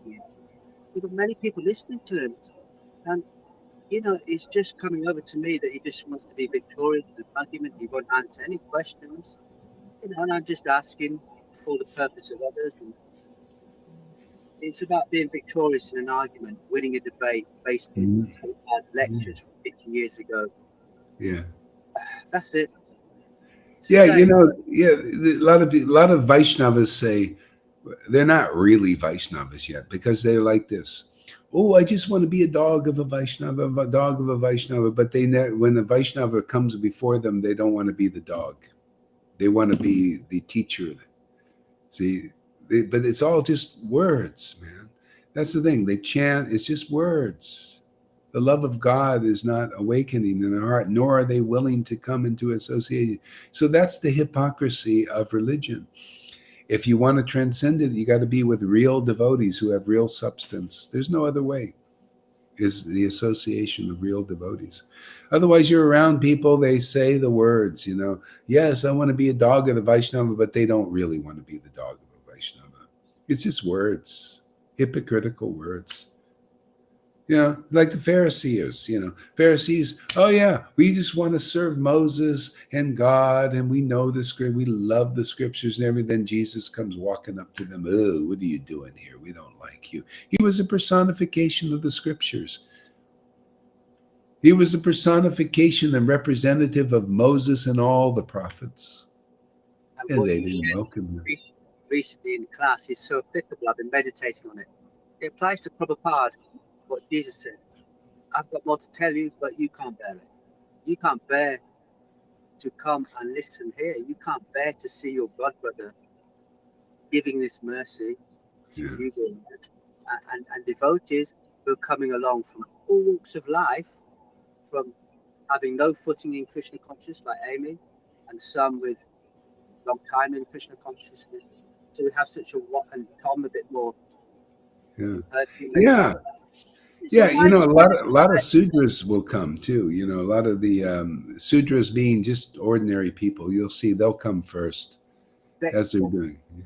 well, actually, often I used to see these blue lights. Remember in my part, I would see them Yeah. so often in your face when you were speaking. Well, in the face of my friend yesterday, he was speaking to me. I see this blue, fulgent blue. It's Oh. staying there. It stayed there, not just come and disappear. Just Hmm. Krishna is working in the well wishes to this sangha, and the Yeah. many who are not actually coming into the hands-on devotional service. But my God, how many people keep turning up, giving me clothes, and you want this, do you want that, you want to play to success? So I know it's Guru Tattva. That's Yeah. the process when you follow Guru Tattva. That's why when you went up into the mountains that time, Guru Maharaj, you got that shelter when it was Mhm. cold and you giving things away. Yeah. Great things are happening, and they will keep happening. Everything you said to me in Mayapur is coming true. Like, it's just amazing. It's Well, totally this is the pastimes of the Lord. It's like that. When love of God is expressed, which it's being here, it's attractive to certain people that are meant to come, and then more people will come because this is real purification of the universe and the planet. Is this devotion? What else is going to really purify it? What the activities and the kata people in Maya? I mean, this is how it's really purified. This holds back Kali Yuga, actually. Yeah, this kind of preaching. Anyway, we're lucky. It's good stuff. So, yeah. So thinking in this way, he accepted the duty of a planter and began to grow a garden in Navadvip. Thus the Lord brought the desire tree of devotional service to this earth and became its gardener. He sowed the seed and sprinkled upon it the water of his will. Okay? So that's how it grows. See, that's the increase is up to Krishna. Sows the seeds. Like we sowing the seeds. See? And the water of the will of the Lord is for it to grow. If it's going to grow. If the will of the Lord is it for not to grow, it won't grow. That's why you need the blessing of the Lord and the Lord's devotees. That's why this is working here, is because Prabhupada did come and Krishna did come and bless this work. Otherwise, it won't grow. The water of his will is the ultimate authority. That's how people need to look. This is what we teach you. Hey, look, if you want to go to a guru or a sangha or some place where you think is a place for you to grow, can you see the water of God's will on it? And what does that look like? Well, love of God. This is the only thing the Lord is interested in. It's the only thing that's going to take us out of this universe. The only thing that's going to really liberate us is this love of God. We become an associate of the Lord because of love awakening God. What is the goddess of fortune? What is she? What is any deity's consort? It's somebody who loves him. You notice that? Always. Very intimate. All right, right close to the truth. What do you think? God is just a statue? And the goddess of fortune is just a statue? No, it represents the love of a devotee for the Lord. The transcendental Lord, not the Mayic Lord, not some mundane woman or man in this world, but the actual Lord and the Lord's devotees. I mean, if your wife or husband is a devotee and you love them, that means, that's another thing. Because they're a devotee, that means God comes through them and as them. You're loving them, you're loving God. So that's how you see. How else can you see Krishna everywhere unless you have that kind of vision? What do you think? It's just a word seeing Krishna everywhere?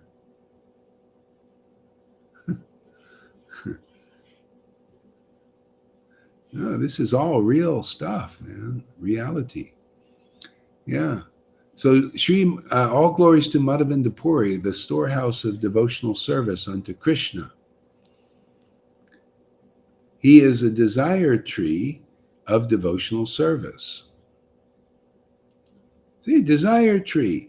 It's like of devotional. Or you want devotional people say, "Oh, I want the love of God. I want the God. I want to go to the kingdom. I want to go to heaven. I want, yeah." Okay, where are you going to get that? Well, I'm just going to pray to God and all that. No, that living devotee.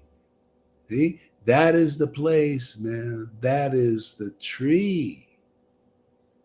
You know, that is the, how was he saying? He is a desire tree. You want that desire tree? You want that desire fulfilled? You go to that tree. See, that storehouse, that tree with those fruits of love of God.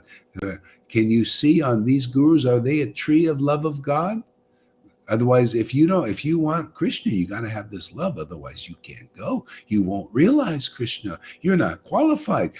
Don't all the residents have love for Krishna in Vrindavan? Yes or no? You think you can go to Vrindavan without that quality? So the question you should all be asking yourselves, where do I get that quality of love of Krishna, of Vrindavan? Where? Well, where is it stored? You got to go to the storehouse, go to the right barn, where the grains, the real grains, the ripened grains of love of God. You think it's any different now than when that book was written, about who it was written? You had to go to that living devotee, Madhavinda Puri, to get this. If you didn't have it from a past life, he had it from a past life very easily. Chant Hare Krishna and boom.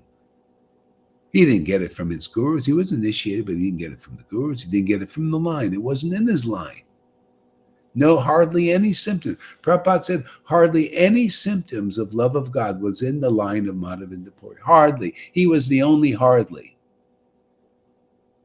See? It was in him. See? Desire tree. So you want that desire tree fulfilled if you don't have love of God, and most don't, because they're still filled with the modes. You got to go to that devotee and get purified by their association. Get exercised of these modes of nature so that you can taste this. You can awaken. Otherwise, there's no root. They're the root from this love of God to grow. All glories to Madhavinda Puri, the storehouse of this love. He's the desire tree of love of God. You desire that fruit, you got to go to that kind of devotee, and they're very rare fruit. You ever see these rare fruits in the market? They look beautiful and they're expensive. One fruit there it'll cost you $10. Oh. See? Rare and expensive, and this is expensive too. That's why people won't pay the price. Come here and listen regularly. Ooh, that's too expensive. Come and listen, and your heart will naturally get dedicated. If you're really looking for, you got to go to the right tree. See, if you want that desire for love of God fulfilled, because if you don't find that living tree and you don't have it in this life, well, look how many people are getting it, trying to get it on their own. See, trying to climb into the kingdom of God in some other way, but the way, the only way is the desire tree. Where is it, man? The living tree in this world. Wasn't Lord Chaitanya living? Wasn't Madhavinda Puri living? Why is it all changed now? You don't need a living guru except these dead living gurus. The walking dead ones. Oh, you're dead to me, man, unless love of God is awakened. You're dead. You're not alive yet. You're not born. See? We just fluff out what Jesus said, that's all. This is what he meant. Make it more clear. He said it then, he'll say it again, and just make it even more clear what death is and what life is. That's Srimad Bhagavatam. What is life and what is death? life and death situation now. You want life? Come over here. Come if you want to live over here. You want the Terminator out there? The Terminator's working overtime now, tricking everybody into death. Isn't it? Deceiving them, lying to them. Oh, big time, man. Ooh, I'm amazed myself, man, how she is lying up a storm now, deceiving everywhere, telling you the lie is the truth. I mean, just so blatant about it. Even people with a little intelligence can start to see, like, look at this person's telling a lie as the truth, and making the truth a lie. Oh, yeah, inject the poison. Oh, this is a wonderful thing for you. Oh, yes, this is great. There's a 99% recovery. I'll just give you an example. I'm not, really, but just give you an example of 99% recovery rate, but you got to put the poison in you because you got to be in fear. Don't trust your body to fight anything. Don't trust God. No, trust government. Trust the government. Trust the government. Trust the government for everything, man. See, that's what it gets when you don't have the love of God in you. I mean, the true Lord, not the Mayak Lord. The government wants to be your God, don't they? They're licking at their chops to be your Lord now. Wow, look, I get people to put masks on. I'm taking that I'm sovereign over them. I convinced them not to breathe in this world even. See? Do you want to be that kind of Lord? You want to be that kind of God? You want to comply with that kind of God? Well, that's the game everybody's playing practically. You want to fight that kind of God? Or do you want to serve this transcendental Lord? There's no restriction in this. You want real happiness? You want to really purify this planet? You want to purify all of these bozos playing this game? People are fighting for their physical freedom. They should be fighting for their spiritual freedom. They don't know that. Why aren't you fighting for your spiritual freedom? You're still worried about these people taking away your freedom. There's a reason they're taking that away, because you're not into your spiritual freedom. There's no need for these demons to do what they do. They're just serving the Lord's purpose. They're restricting your freedom because you're not into your spiritual freedom. You're a mundaner, man.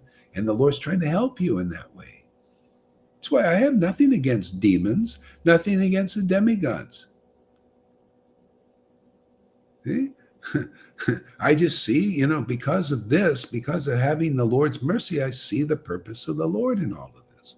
Wouldn't you like to see that? Then you're not in fighting the illusion or complying with the illusion or trying to enforce the illusion. See, you're out of that game. No need to be in that game. We'll take everybody out of that game and put them in Vrindavan game. It's much more fun for everybody. Win-win. Everybody wins in Vrindavan. So, all glories to Madhavinda Puri, the storehouse of devotional service unto Krishna. He is a desire tree of devotional service. And it is in him that the seed of devotional service first fructified. You see how important it is to have one person having this fructification of this love. One even. From that one. So many seeds. A fruit, the seeds go out. See? That starts with the devotee eating that fruit before the world. The seeds go pew. And in some hearts, it takes root, strong. It starts to grow into the same kind of fruit of love of God, love of Krishna in your own relationship. Because you're a unique fruit, everybody. See, it's fructifying. Isn't it a miracle that it's fructifying here and others too? Isn't that quite a miracle? So fast. Usually people do austerities for 60,000 years when they lived a long time and didn't get the fruit that people are getting here. in just sometimes a week or a day or whatever it takes, a month, 8 months. It's a miracle. I mean, this is miracle stuff, man. Not just one fructification, but others are fructifying already. That's how powerful the Lord is drawing really quality people here.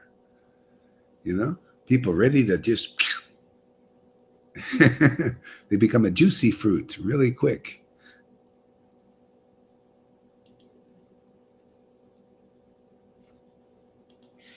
So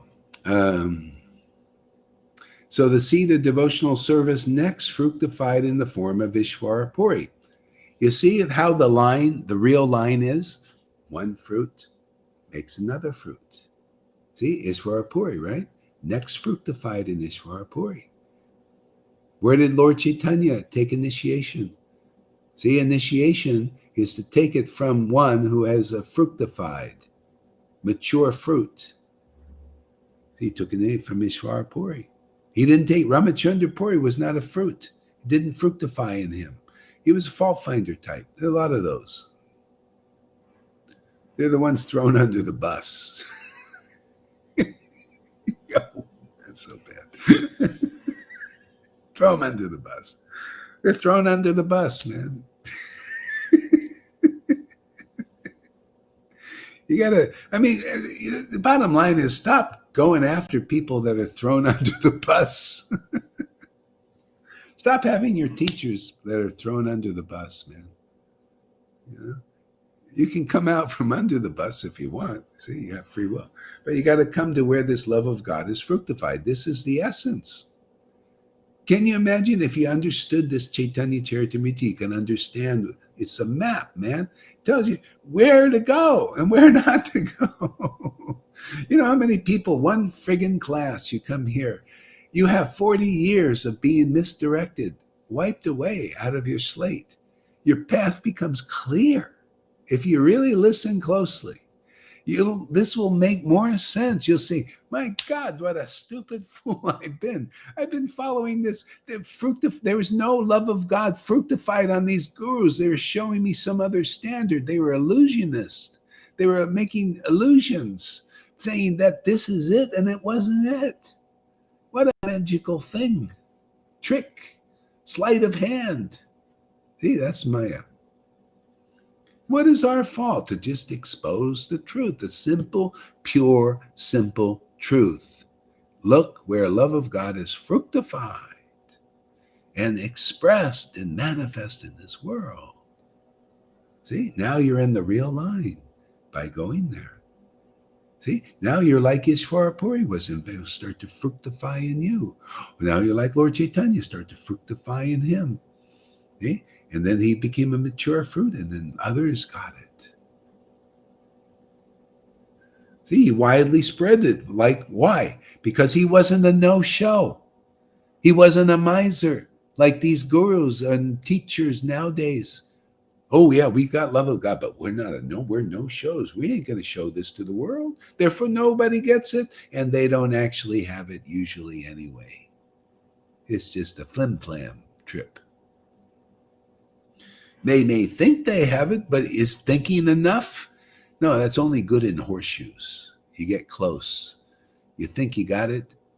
You see here now, well, he thinks he's got it, therefore he must have it. Because we believe people who, if they think they got it, whether they have it or not, we believe they've got it. Now, isn't that really logical? You know, people thinking like this. That's how their thinking is so crazy.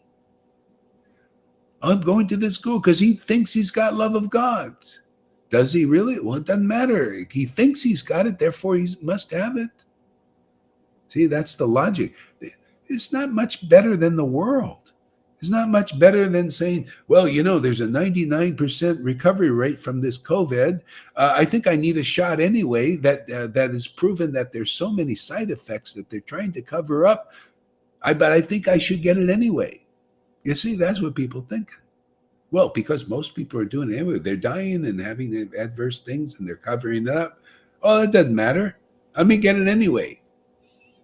People are so dumbed down by the world and by religion.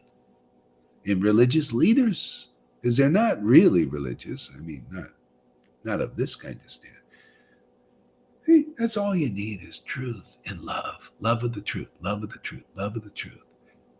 Get in that cycle and you'll get out of the cycle of birth and death. Right? What do you think there? Go ahead, Govinda. What? Well, I've been keeping an eye on the Oop.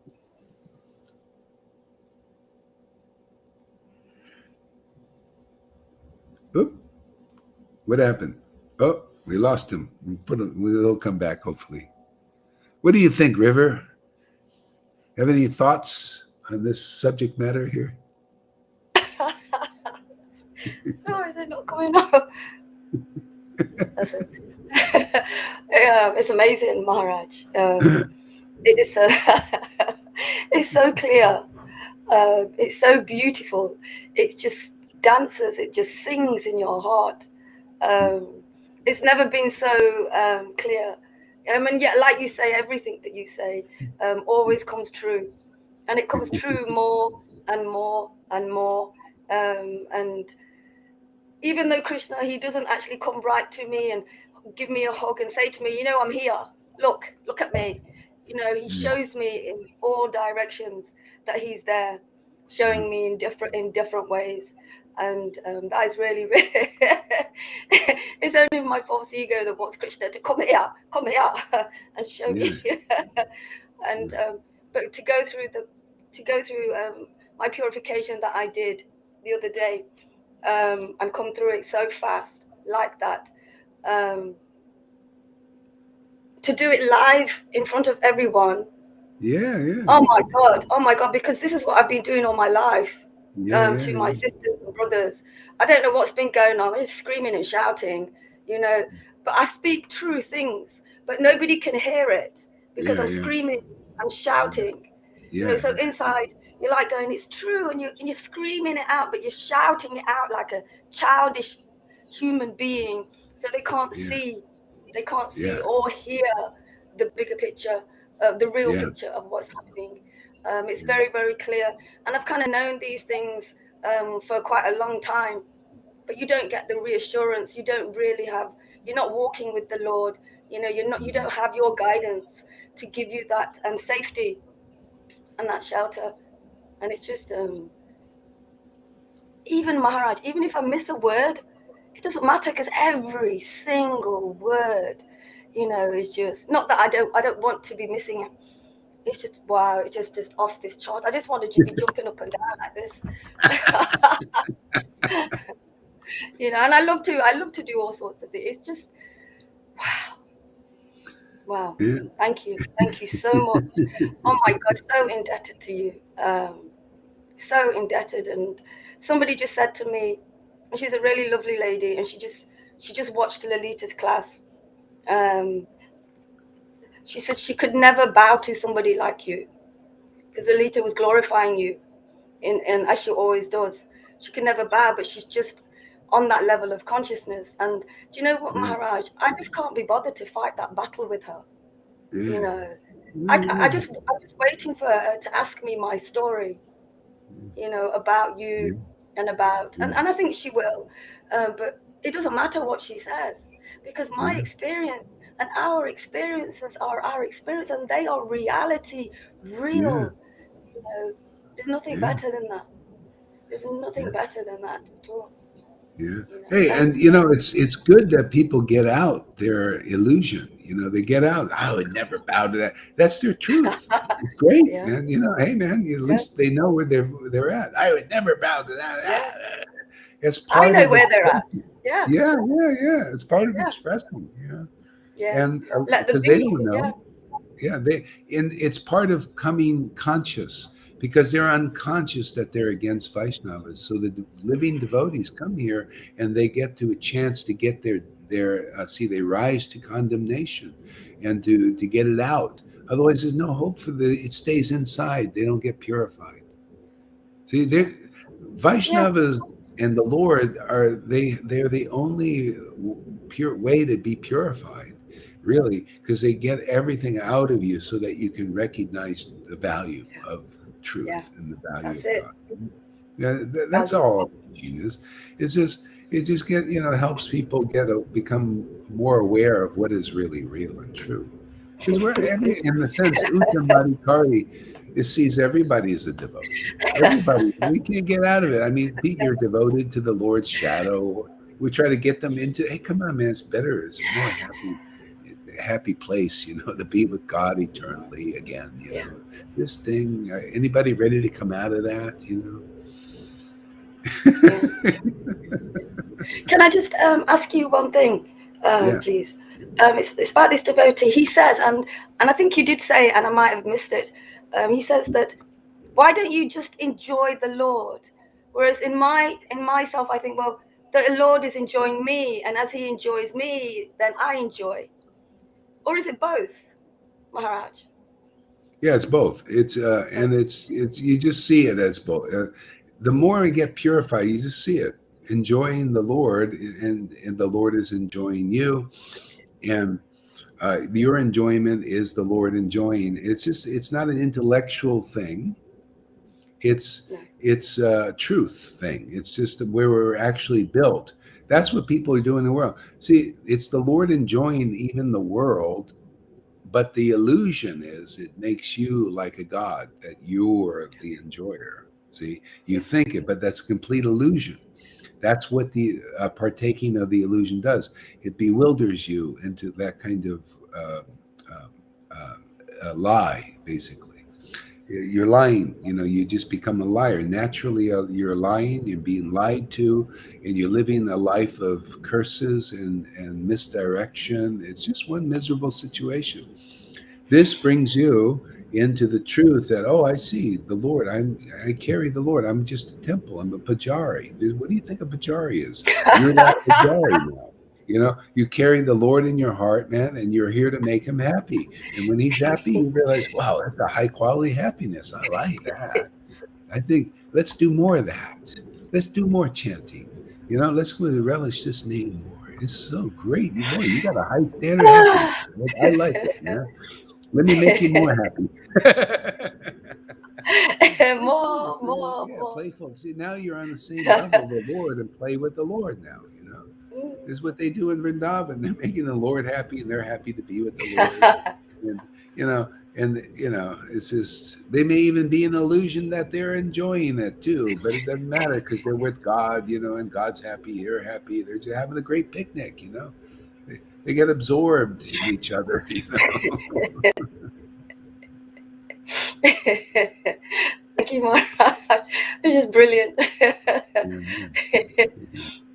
Yeah. It's a dance. It's always a dance.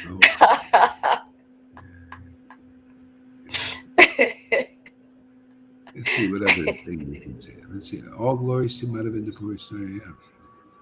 Yeah. So the seed of devotional service next fructified in Isvarapuri, and then the gardener himself, Chaitanya Mahaprabhu, became the main trunk of the tree of devotional service. Yeah. Because he was already anyway. See, Madhavinda Puri was worshiping Lord Chaitanya. He didn't know, because he didn't manifest yet. But Lord Chaitanya is Radha and Krishna. See, so he just was naturally the trunk. See, and plus he had the power. He distributed all over India. Oh, it's so strong, yeah. So, but you see that this chapter is fantastic. It's beautiful. It shows you what life is all about. We need to find this kind of a tree in this world because this is our life. That's the tree of life they talk about in the Bible. Is the devotee like this? See, the devotee is hidden by the Maya. See, this is the thing where there was a tree of life, and it's in the analogy of the Bible, it's protected by flaming swords. See? Flaming swords are all these demons that you hear about Vrindavan. They protect Vrindavan. And you got to go in the door. You got to go in the corridor, and that's the devotee. They usher you into Vrindavan. See, and they protect you from the demons. They get any of the demons out of you that are keeping you back from going to Vrindavan. There's no other way. That's why it's the devotee. That's why you guru means mature fruit of Vrindavan, man. Otherwise, don't try to go there on your own. You can try. Everybody does. They're doing it. They try to go to gurus to take them to Vrindavan. They're not in Vrindavan themselves. Consciously.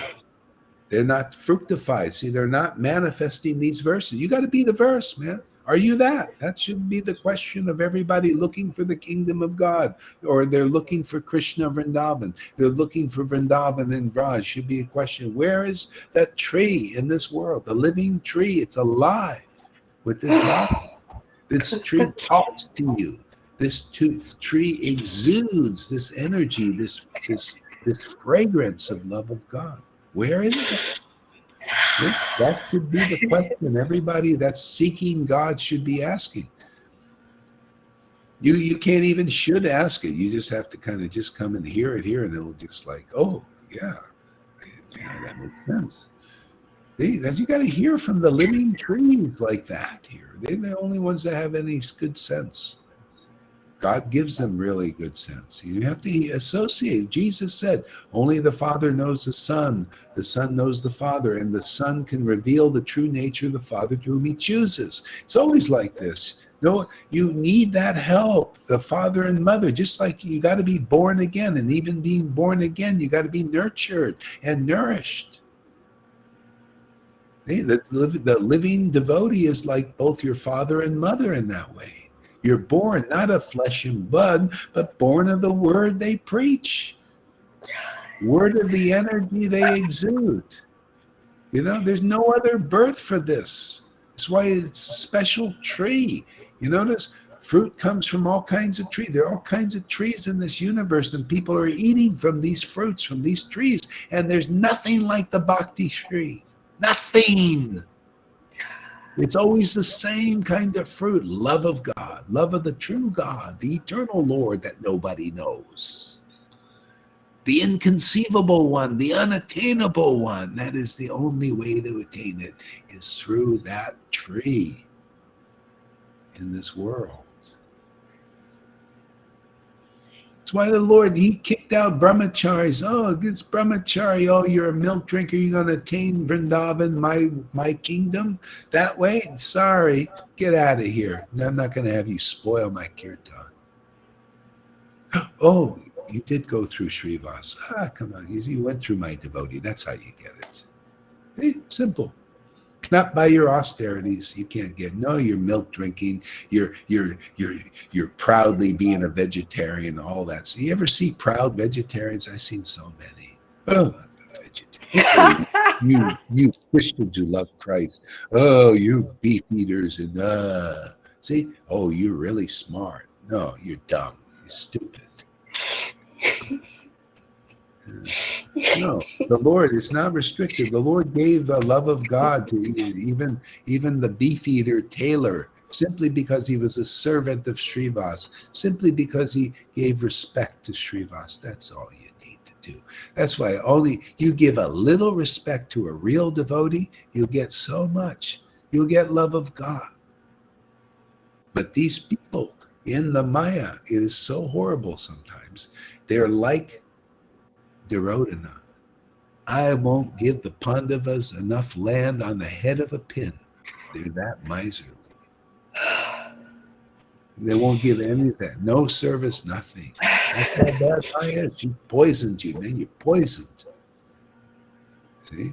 So this is part of the purification. That's our Harikatha, just joyfully, happily talking about the truth, distinguish it from illusion. See? So that people can find real welfare work. These guys, they need to be on welfare work. They need to be on welfare. Bill Gates needs to go on welfare. That's the problem. Fauci, Trump even. Tell them it's time for you to go on welfare, man. Come over here and take the welfare. We're passing out checks every day for you guys like this. Come get your check.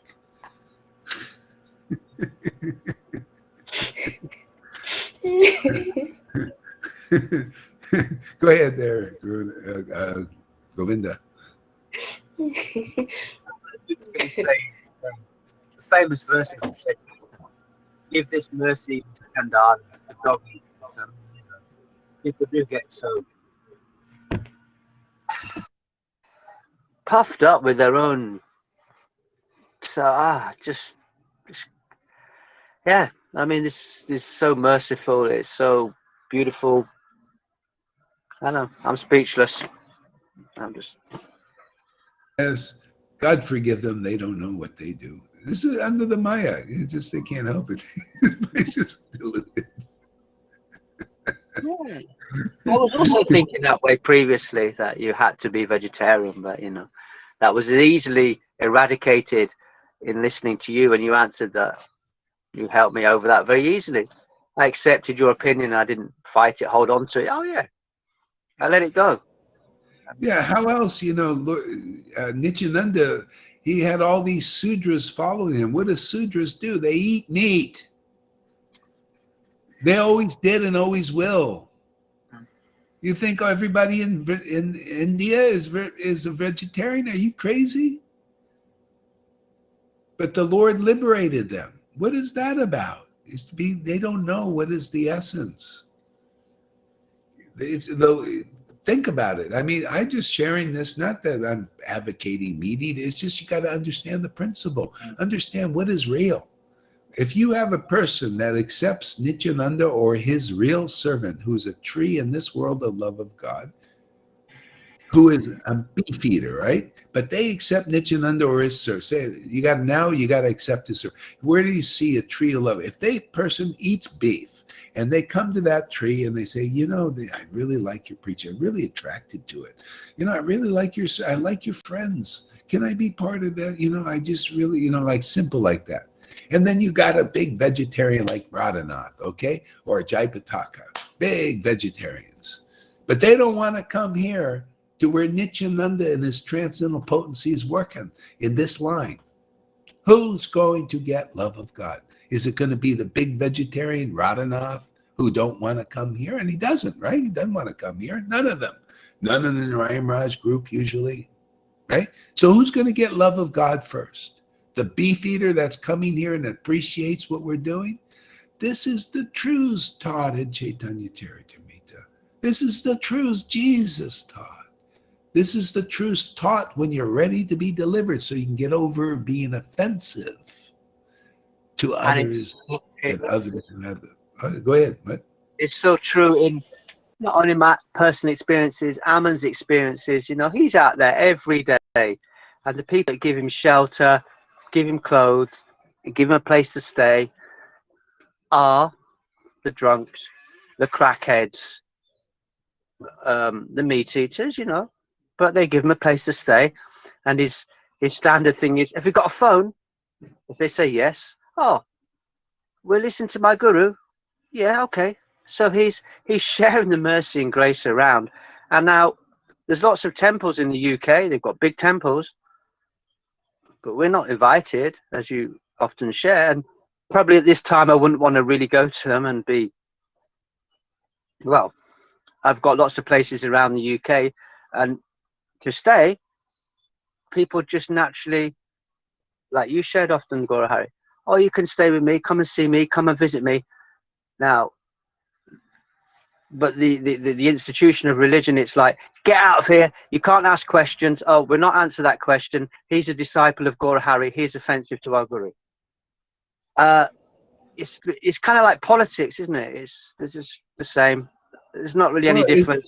It's always like that. That's why Jesus, he told his disciples, he said they're going to spit on you and kill you and whip you and blaspheme you, all in the name of God. See? But not the true God, the external Lord, the Lord of rules and regulations and all that, because they don't understand this true Lord, this genuine Lord. But it must be, don't stop. He says, great is your reward in the kingdom, because just naturally, and it's not like the devotees are trying to do things for rewards. It's just the nature to want to help. That's compassion. It comes with the territory. It comes with love. That you get the feelings that God has. You have the mentality God has because you're so close and intimate with them. That's the only way that the Lord can work in this world. He has to work in this world through you. He needs a medium. It has to be purified and hollowed out like a flute so he can play it, and then people start to get delivered because of love of God. That's the only thing that'll purify our hearts. Remember, Madhavinda Puri, the Lord Krishna appeared to him, said, Krishna said, because of your ecstatic love, I'm going to now appear and give the audience and deliver the world. See, how does that appear? People think it's just the deity appearing. Come on, man. There's so many deities appearing. How many deities have they made? But has the Lord really appeared yet? No, he appears in other people's hearts. Yes. See, that's the kind of revelation he wants you to have and everybody to have, is his relationship with you that's been covered up by his Maya. People don't know. And people don't want to know often, but you can keep sharing because often these threads are many people. So it's not like you're sharing to one person, but persons in this Varna ashram kind of setup or religion, they don't want to hear personal experiences. They don't want to hear, oh, well, I felt the Holy Spirit. I felt Bhakti, and I was hanging around with heroin addicts, and I was in alcoholism myself, but I felt Bhakti. How can that be? Because the Lord's merciful. He sees this fool Govinda say, oh, he's a drunk. He'll never give up drinking. He's got no hope. But he's going to Alcoholics Anonymous. And through some... Actually, I remember the fella give me a prayer. He said, read this. I can't remember what it said, but I felt that Bhakti, that mysticalness. And when I met you, Gora Hari, on the FaceTime, I felt that intensify, and you've clarified that, and it's gone deeper. It's like different, there's levels of understanding in that spiritual awakening. And one thing that moves me every time in your life story is you share in your spiritual awakening, you experience the love of what Christ felt for everybody in the world suffering, and that's the devotee. We're judging a situation. We're judging that persons are going to fall into an abyss. We're not judging them, oh, you're following Varna ashram. We're judging the situation they're falling into, which is samsara will. You're going back to sit in the womb. And then you're taking other people to follow suit, who listen. That's it. So this is true mercy, and it's personable, it's practical, and it's effective. It's working, and it's amazing. And I'm really grateful that you consider, me your friend, and to be part of this. It's great. I love it. I love every day. It's amazing. Yeah, I was looking for friends like you, man. Friends like all of you here. It's amazing. This is like a miracle to me. That's really great. Yeah, this is where real life is to be with real devotees, who are starting to feel the realness of bhakti. Yeah, that's basically it. Yeah. So another verse, and then we'll let somebody else, or maybe I'll let Govinda read a little bit here. He hasn't read. So where were we here? Oh yeah, he says. So by his inconceivable powers, the Lord became the gardener, the trunk, and the branches simultaneously. See, the branches. See, and you can see simultaneously you become. Do you see how you're part of the tree? That's why you always have, this guru is my life, my guru, life after life. See, because you're part of the tree that they connected you to. Right? So even the devotee like this, the Lord gives that glory to the devotee that he has. See, and then you become like that, and then the line stays strong, forever. It's amazing. The Lord gives his whole storehouse of wealth to his devotees. He gives his potency, his abilities, his mercy, his heart, everything. He wants to do this. See? The only thing you just have to agree is to come under the tutelage of the ones who really know him, who really know the real path, experience the real path. See, that's all the Lord's looking for. It's just come into the association of these trees, these real trees of bhakti here. That's it. And you found the oasis in this whole. I'm telling you that this whole universe is a desert for want of this.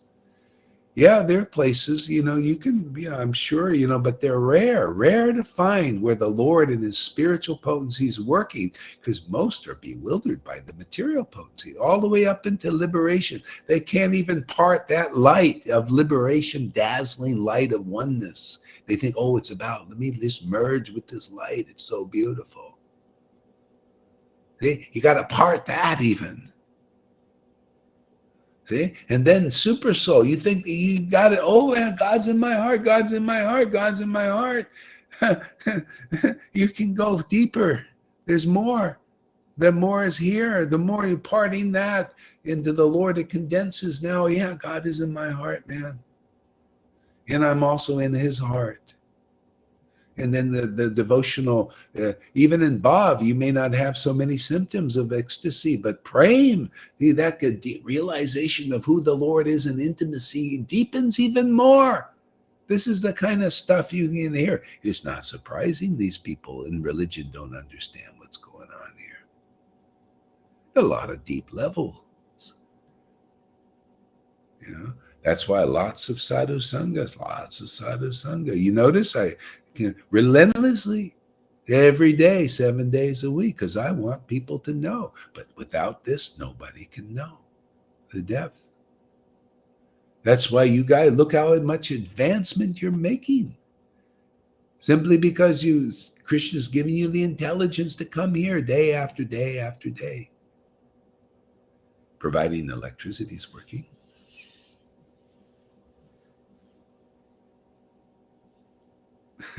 Level 42. This is beyond what do they call area 51.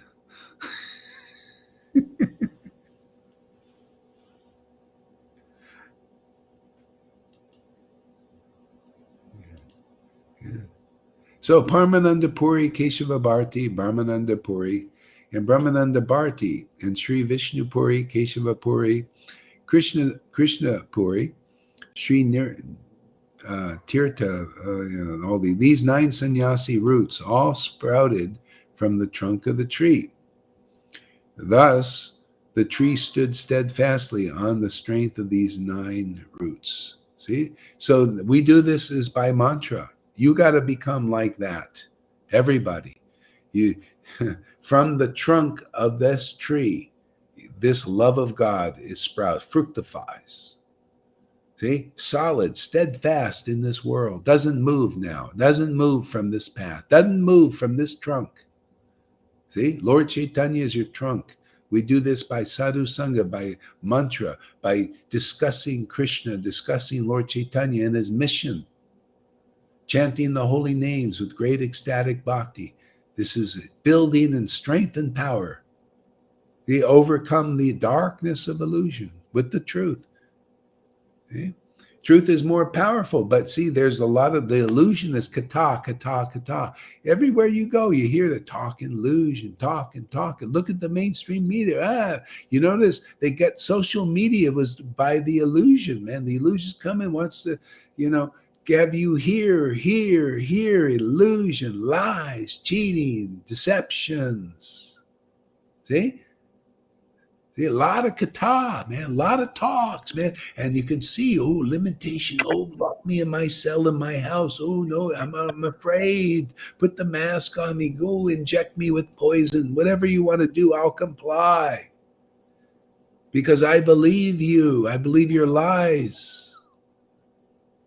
I'm just wondering if it's going to be like something out of Logan's Run, where the masses just line up for this thing that they're told is good for them, but isn't. Are they going to have stadiums filled with people who are going to evangelically take the death shot? Yeah, we're doing it for the greater good. We're doing it for the greater good. bang, bang, bang, bang, en masse? Is it? I mean, I'm interested. I don't know how it's going to play out, but it Well, could. that's why we have to have a lot of sadhusanga. Yeah, You know, a yeah, lot of, that can overturn. The Lord yeah, can do or undo all of these things. yeah, So let's see. We just continue doing. You know, yeah, the Lord.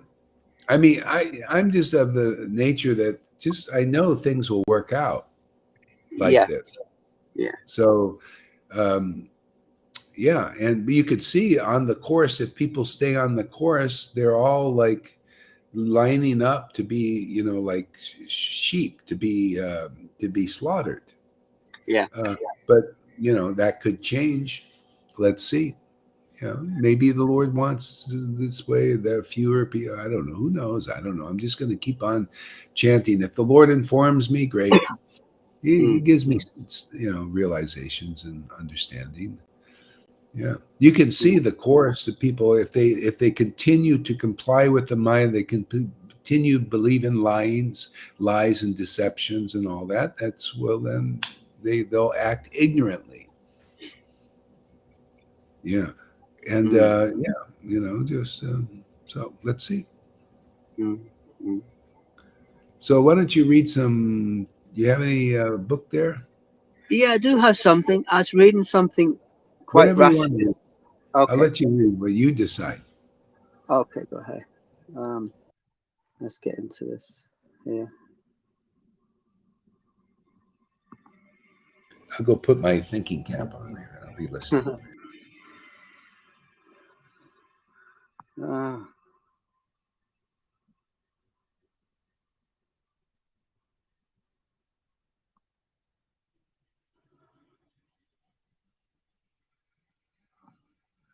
yeah, something from the harmonist. I was reading something from Govinda Maharaj this morning, which was quite juicy. The fainting of Ramananda Raya. So, okay.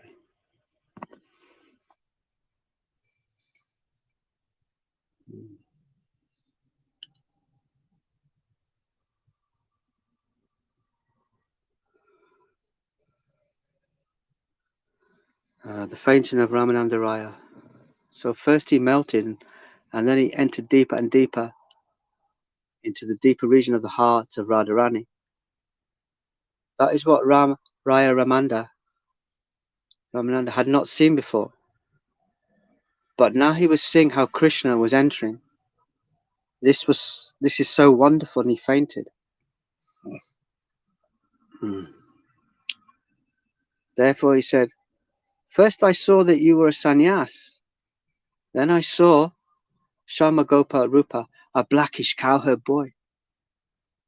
Then I saw a golden doll before you, and your whole Shama body is covered with the effulgence of that golden hue. I saw this. But he had not seen the Bhavan Milan, how Krishna is entering the core of the heart of Radharani. But now he is seeing it directly before his eyes. Therefore he fainted. This is wonderful.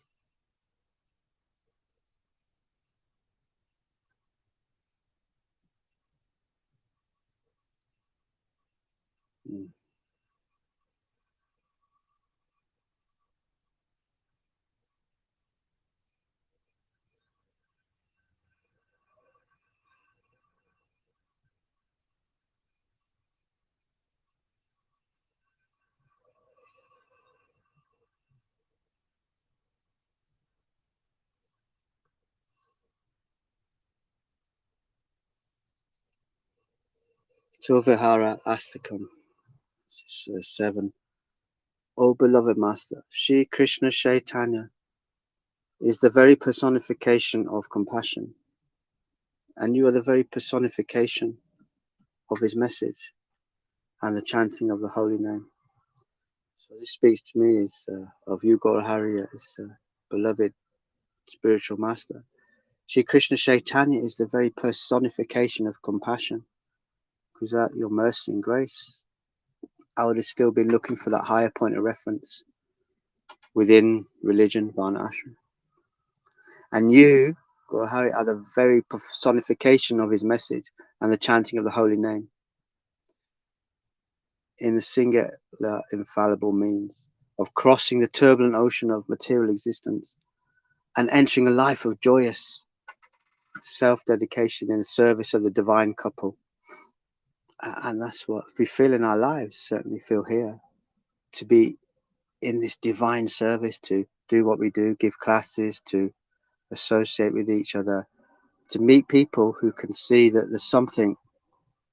Like I remember when we was out in Witherspoons and people would just come up to you, Guru Hari, and they see something, they want to engage in conversation, and we can share to whatever level, and we get an insight. Maybe it's about the modes of nature, maybe we can go a little bit deeper, and it's great. We can share about the divine couple and how this lila is alive in 2022.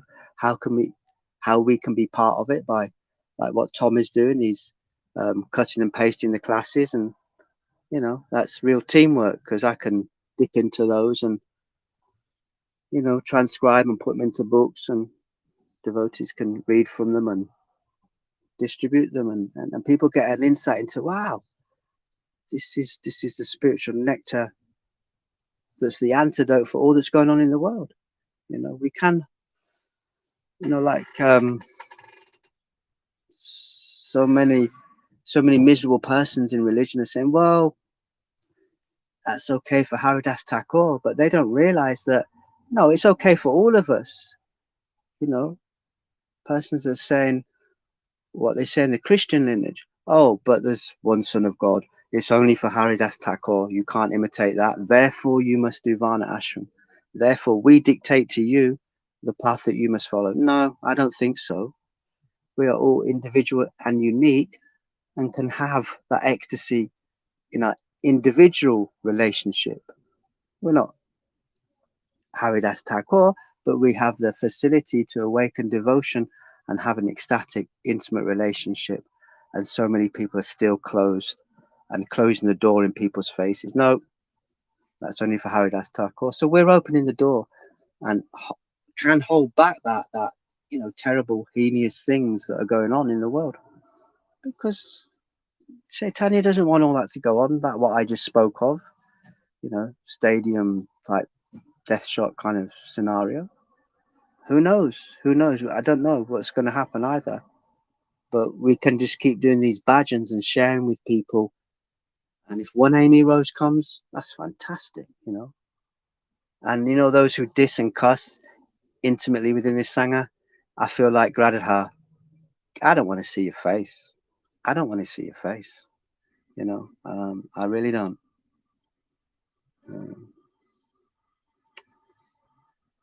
Because what's going on here is just, it's rare. It's a treasure. Lord Guru Hari, the entire world, the recipient of his causeless grace, the entire world, and you are vigorously distributing that grace.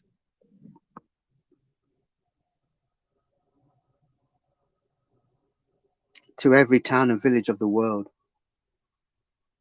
So that shows up in 2022 as every social media site or in many different ways. And this is so amazing, because at this time, it's saying here, you personally traveled all over India, but we're able to, with the progression of the discipline line, travel all over the world. There's no boundaries. We can just share this grace and mercy. And you sent your devotees to save the inhabitants of the Western countries as well from their moth-like rush headlong into the flames of self-destruction. That's a great analogy, because exactly how it is, isn't it? Yeah. Mahaprabhu employed many clever tricks to engage the conditioned souls in devotional service, and we can also do so and do so. I remember Ugor Hari in Goa. It's so important, those kirtans with Ra Ra Rasputin to the melody of Hare Krishna mantra, because there's so many Russian devotees there. There's thought in that process, just like Prabhupada. It's showing people that this is fun, this is effective, and it's really coming down to a narrow kind of thing now. You go with the worldly materialist, or you come to where there's spiritual effulgence and it's effective. Not just talk, like, there's these gurus with thousands of devotees, takes 5 years to get initiation from, but you don't see no substance, you don't see no witness testimony. Here you can see witnesses, as I shared before, from a variegated section of the world, society, all different types of people, and they're all got that one thing in common. They're attracted, and that's it. That's what I was trying to share the other day with a devotee about Shivananda Sen's dog. He showed the path that the Varnashram community refused to take. The dog got the mercy. And you're intellectualizing about this, that, and the other. It's about devotion every time. Being attracted to the devotees when they're here. They're not always here. We're fortunate to have this. This is interesting. And although the leaders of the sheep-like masses, how on point, devout in their worship of the idol, of mongrelized logic. That's kind of what we got in the world. It's mongrelized. Could not understand. Through the blind lawyers, though having eyes could not see. And though the many nonsensical groups of deviators and imitators could not appreciate, the intelligent section of society could understand the impeccable purity of your teachings. So what Mahaprabhu say, he said, didn't he? The needs of man is spiritual. And that, what I see in this Sangha that you, Guru Hari, and the devotees are giving is spiritual. And an opportunity for people to get their stuff out, They can come and diss their stuff. Although when it gets so in your face and it's so offensive, as I said before, get out. I don't want to see your face.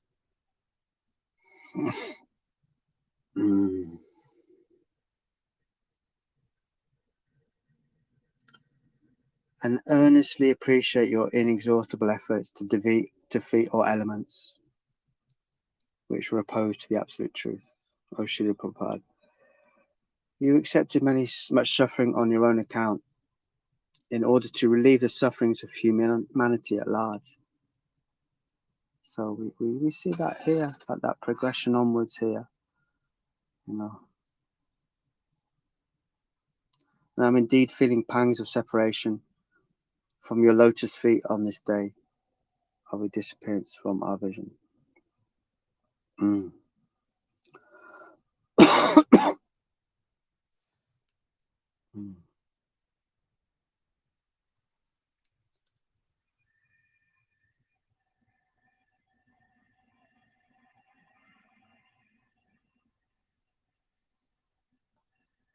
Yeah, I think that's me done.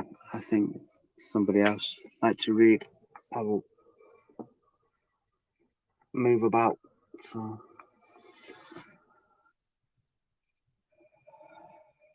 and listen to someone else. Yeah. River, you want to read something?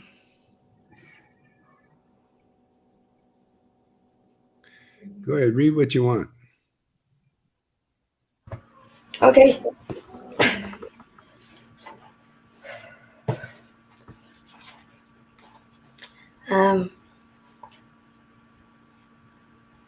Okay. So I'm reading the Chaitanya Bhagavat, chapter 17, page 441.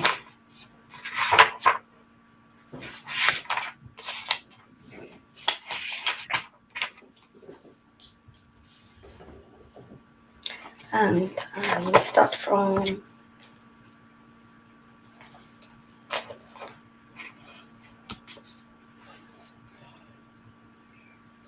it's about halfway down page 441 in this book. Thank you, Maharaj. Okay. All glories to our wonderful, amazing, exquisite, excellent spiritual master, Srila Bhaktivedanta Gaura Haridas, who has and it was always initiating me onto this path of Krishna consciousness by placing me on that position, that platform of eternally walking my relationship with the Lord residing in my heart. Thank you very much for being my Shiksha Guru, taking that responsibility and accepting me as your devotee in my whole self, how I was then and how I am now, accepting me all the time. Thank you very much for guiding and sharing your life with me and allowing me to share mine with you and walking this path with you and this whole Sangha, and having and being with these great friends, which I have not had before in this way. Thank you very much. Thank you very much. Okay. So it's about halfway down. Advaita's pitiable condition softened the Lord's heart, and he spoke benignly. Oh,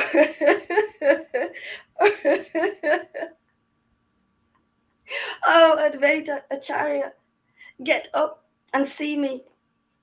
Vishwambhar has come to see you. Feeling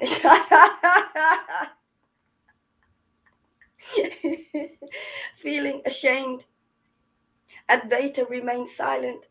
An intense love for the Lord. He just meditated upon his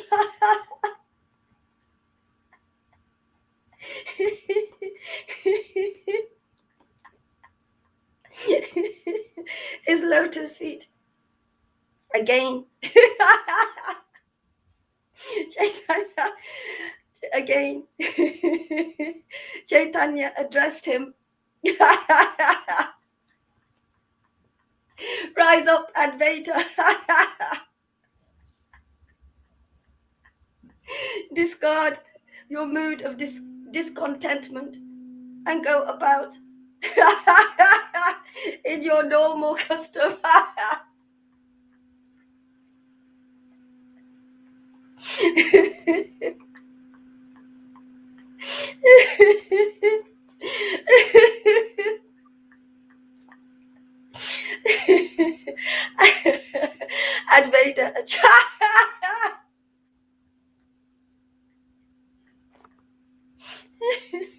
Advaita Acharya replied, "Oh Lord, oh Lord, you caused me to behave incorrectly.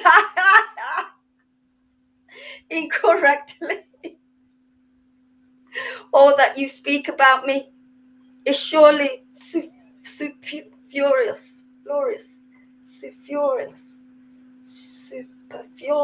I'm sorry.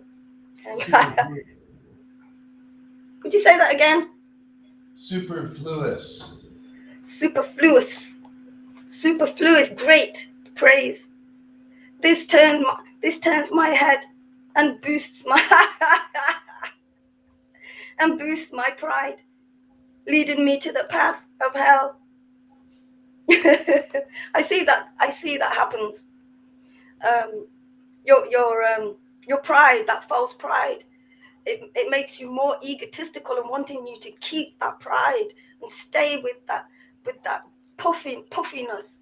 It just wants to keep you there. Maya just wants to keep you there. Like with my experience the other day. Hare Krishna. You have allowed every other devotee to develop a healthy mood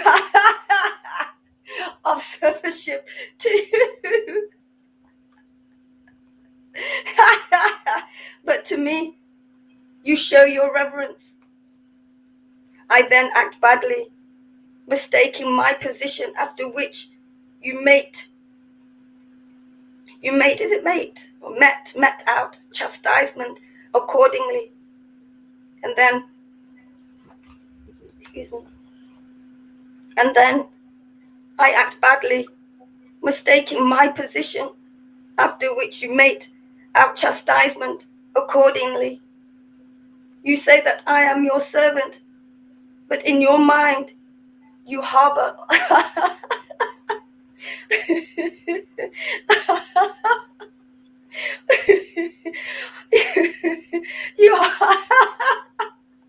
you harbor other ideas. You are my life. You are my life, treasure, body, mind. You are you are everything. Yet you cause me pain. That is, of course, the prerogative of your supreme position, of your supreme position.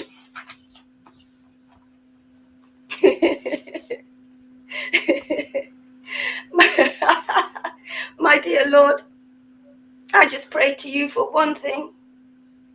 Kindly allow me to serve you as your eternal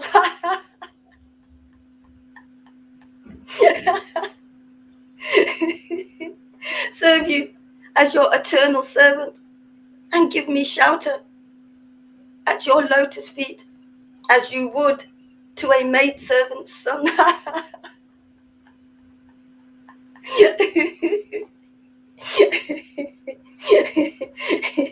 My dear Lord, I just pray to you for one thing. Kindly allow me to serve you as your eternal servant, and give me shelter at your lotus feet, as you would to a maidservant's son, in front of the assembly. Assembly of Vaishnavas. Gora Sundra then spoke to Advaita Acharya. Listen, Advaita. I will reveal to you an esoteric truth. Let me cite you an example that will clarify my point. When a highly placed and trusted officer of the realm has access to audience with the king, then all the guards and servants approach him with their problems, wishing them to be placed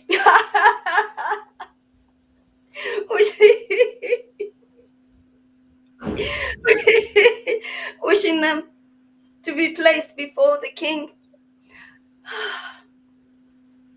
The officer carefully performs his duty and may also collect and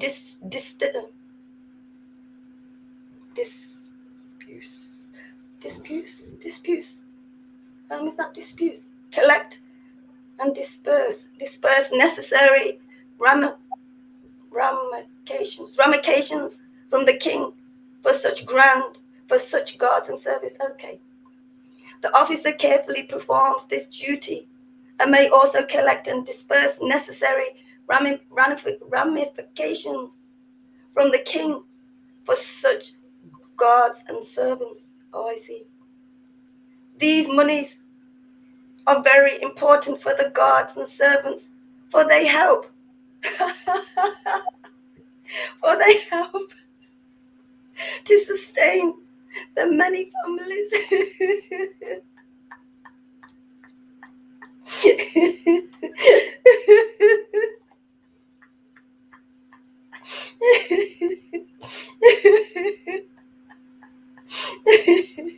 However, if such a trusted officer commits a grievous offense, then the king's order for his death will not put the guards and servants into anxiety for their own sustenance.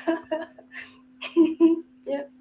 However, if such a trusted officer commits a grievous offense, then the king's order for his death will not put the guards and servants into anxiety for their own sustenance. On one hand, as a mark of appreciation,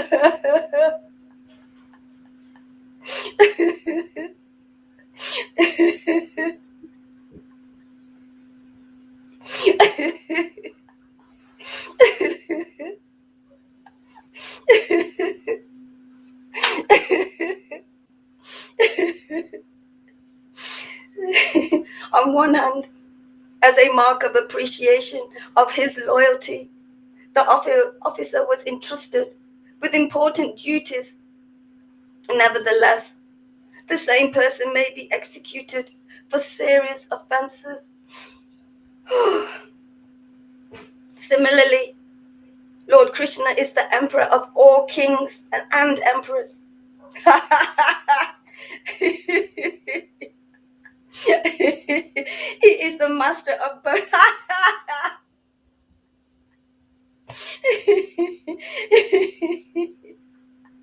He is the master of both Brahmanas, the creator of the universe,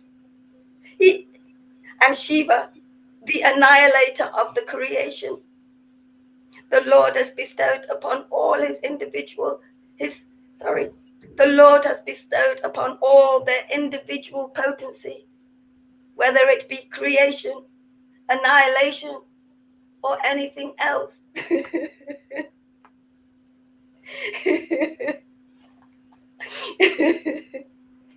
No one dare raise objection if the Lord wants to punish any particular individual.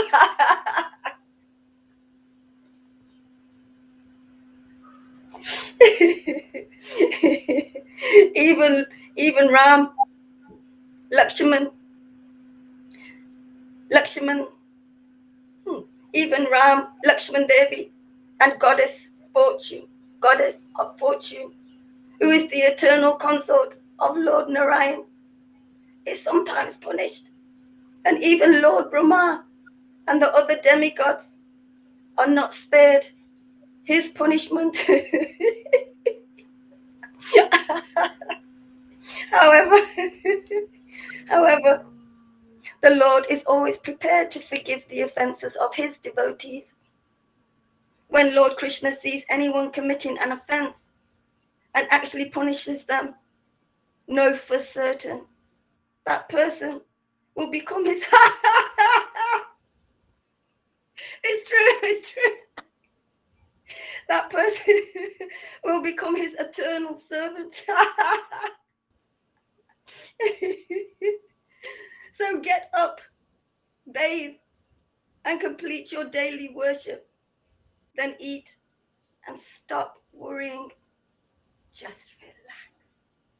Advaita Acharya became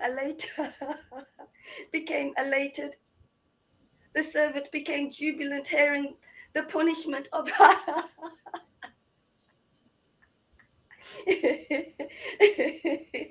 the punishment of his master. Advaita said, "Now I can say, you are my Lord and Master."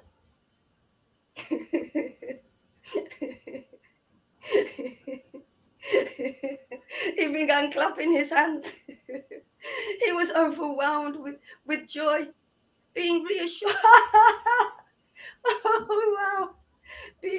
Being reassured of the Lord's shelter, and forgot his previous sorrows.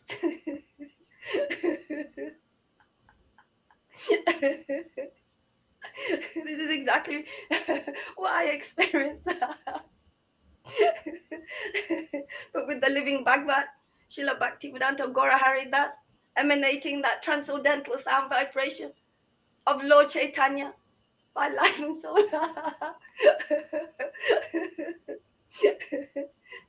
The devotees became very happy. Nityananda Prabhu and Haridas Thakur began laughing.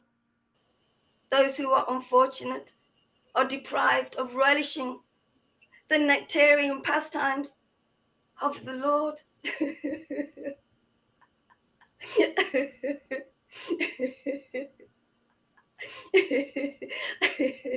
Advaita Acharya is Lord Chaitanya's eternal servant, and anyone who considers Advaita's spiritual wealth and position as the Lord's servant to be meager and low in his great illusion. Advaita Acharya is Lord Chaitanya's eternal servant. And anyone who considers Advaita's spiritual wealth and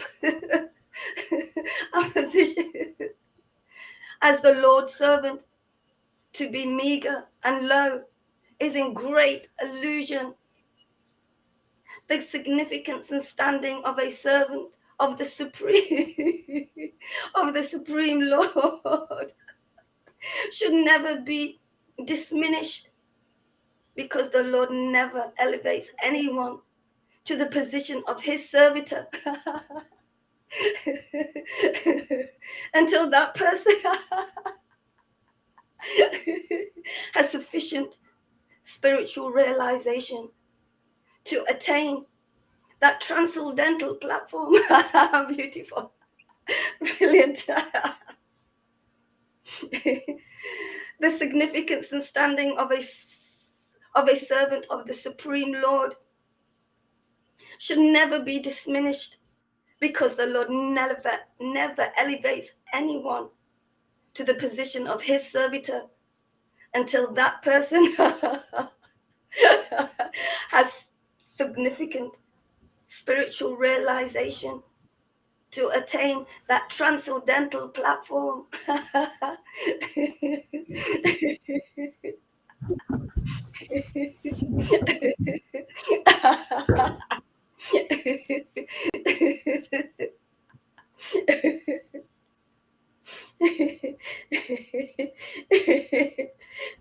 A person must first attain liberation, thus breaking the bonds of the materialistic conception of life. Only then does he become eligible to be a servitor of Lord Krishna. It's simultaneous. It's not first. It's simultaneously done now, gradually, in a gradual process. But yes,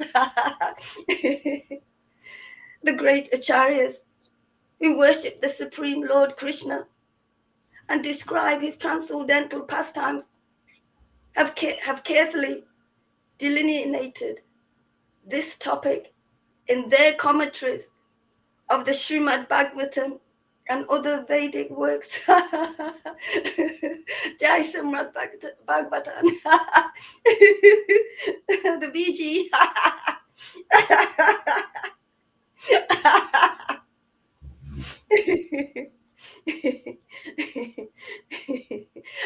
Shall I let Lalita read now, Maharaj? Is she still here? No, she left. She's gone. Yeah. Continue. Shall I continue? Okay.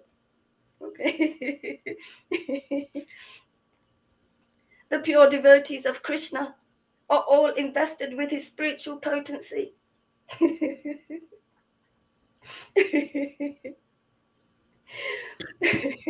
See, this is what the Lord wants to give. The pure devotees are invested with the spiritual potency. Yeah. See, and nobody knows. This is a great secret. There's this investment with the spirit, invested with the. It's like that's the Lord's investment, man. That's the investment we want to invest in the spiritual potency instead of investing in the material potency. Invest in that. It's here. That's the, and that's why, that's the great gift of the Lord. He came to give the spiritual potency, make you a pure devotee without a lot of Lord, associated with the Lord. People, they don't have no idea. The pure devotee, there's all concepts, empty, unrealized concept. Oh, he's a pure devotee. Until you're an associate of the transcendental Lord, you're a devotee. You don't have to be anything special. You just have to be accepted by the Lord. He accepts your body as your home now, his home now. Yeah, that's the bottom line. And then you're invested with the spiritual potency.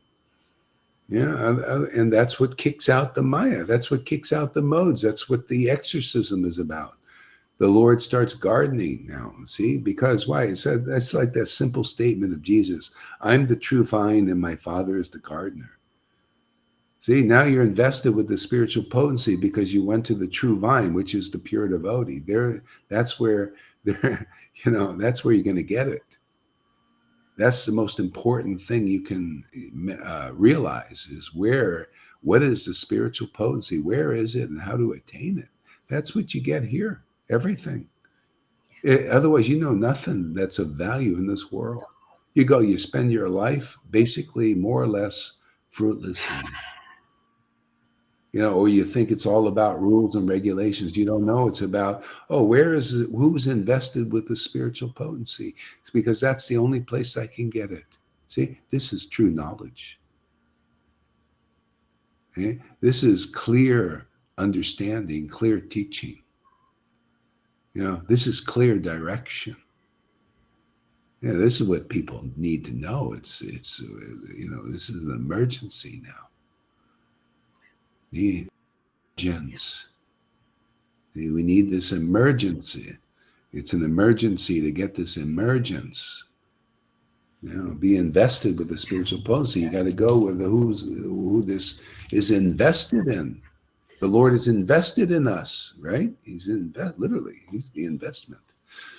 He's the currency, man. He's the current. Yeah, he's the powerhouse. Yeah, you ever see, a house is lit up, because it has lights in it. It's the same. Where's the lights, man? Where's what temples are lit up in this world? Where's the light in the temple? Where's it, hanging? Where is the love of God? They see all these important things that people need to know. Where is the love of God? That's the most important question you can ask. Where's the love of God in this world? Because that's where you're going to get it, where the love of God is. Who is the storehouse for that? It's a question. Who is it? Yeah, go ahead, read on. Beautiful, Maharaj. The pure devotees of Krishna. I'm sorry, go ahead. Continue. Okay. The pure devotees of Krishna are all invested with his spiritual potency. However, if one amongst them commits any offenses, Krishna may mercifully punish him to rectify him.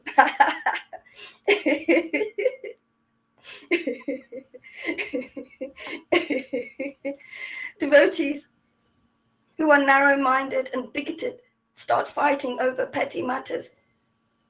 This is a serious deviation from the path of spiritual. Something you're wrong, starting Maharaj? to break up. Really? Really? Yeah, it's starting to break up here.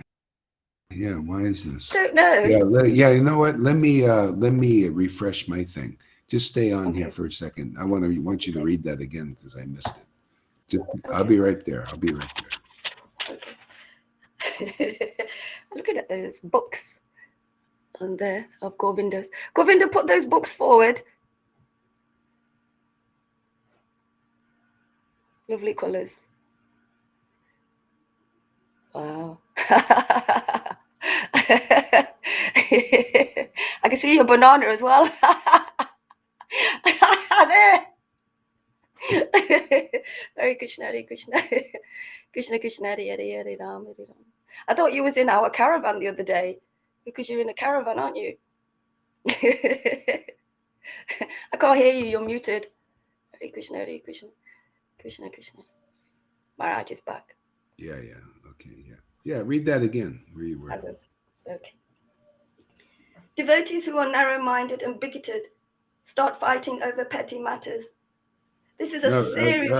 No. Go back again. One. Go second. even back. Yeah. Okay. The pure devotees of Krishna are all invested with his spiritual potency. However, if one amongst them commits any offenses, Krishna may mercifully punish him to rectify him. Devotees who are narrow-minded and bigoted start fighting over petty matters. This is a serious deviation from the path of spiritual realization. And so a properly knowledgeable devotee will refrain from taking sides in such disputes. Mm. Yeah. Mhm. Yeah. Beautiful. Mm. Pure devotion is possessed by someone who has no doubt that Gaura Chandra is the supreme personality of Godhead. Others who doubt Gaura Sundra's supreme position are faithless. The devotion is impure and will ultimately lead them to degradation. Is that right? Degradation. Mhm. Degradation, yeah. It's true. Yes. Yeah, and practically is the devotee, the actual associate of the Lord, represents that Lord Chaitanya. And if you don't acknowledge their being a representative of Lord Chaitanya, then they become degraded automatically, because it's connecting to the real line and the real devotees that gets us out of this. You know, if you go against the line, how you just become naturally degraded. That's the offense. You know, the devotees are here to save the world, not to condemn it, but there's condemnation in people. They condemn God. That's how they're condemned. You're just condemning. You know, the devotees of the associate of the Lord represent the Lord. They represent the saving grace of the Lord here. And by acknowledging that that's where the grace is, that's where the Lord is being represented, that's where Satchidananda is manifesting.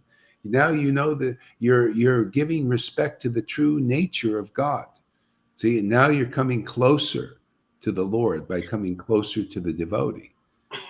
See, the devotees are already very close to the Lord, very intimate with the Lord. And you come close to them, you're coming close to God. See, that's how it works. Otherwise, there's no. That's why they have to have a living devotee in this world, a tree of this devotion tree of the invested person invested with the spiritual potency. And that is the door. That is the gate. That is the place. That is, the well. All these different analogies for this. Yeah. Yeah, that's if you want to be a liberated soul, that's where do you go? Why are you going to these non-liberated, all these guys, Eckhart Tolle's and all these guys, they're not liberated yet. They're still, maybe they got something, and then it's only a partial understanding, and they'll fall down from it because it's not enough for them. They end up getting into philanthropic, they start mixing things, mixing their understanding because they get bored. It's not like devotional service, complete satisfaction and enthrallment. See, Christians end up doing the same thing. A lot of them, they start mixing up their altruism, to feed the hungries, and it's mixed in, and a lot of them get burnt out. There are a lot of ministers get burnt out on it's always serve. Because it's all external. You don't get burnt out on this. This is pure devotional service, pure worship of God, without any mixtures of pious activities and alloys. All these alloys people mixing in. This is the great gift of Lord Chaitanya. It's called pure devotional service. And you got to be around the tree of that, person who knows, they've gotten the gift. So, yeah, that's really the essence. I think we'll stop here for a little while. Let's take a break. Wow, powerful, Maharaj. Yeah, good class today. Yeah. Good kata. Now we had a little pep talk, man.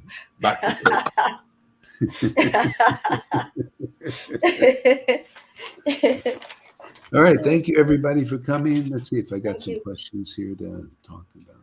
Oh, I can't talk to you. I'll look on here. Maybe I'll see. I might answer a question or two here. I forgot it.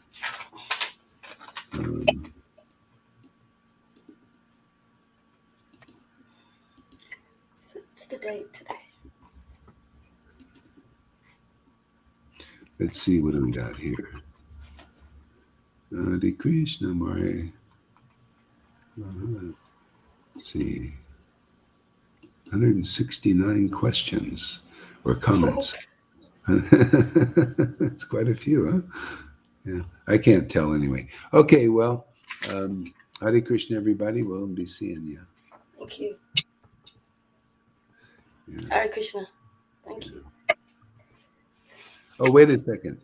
Stay on here. I'll end this.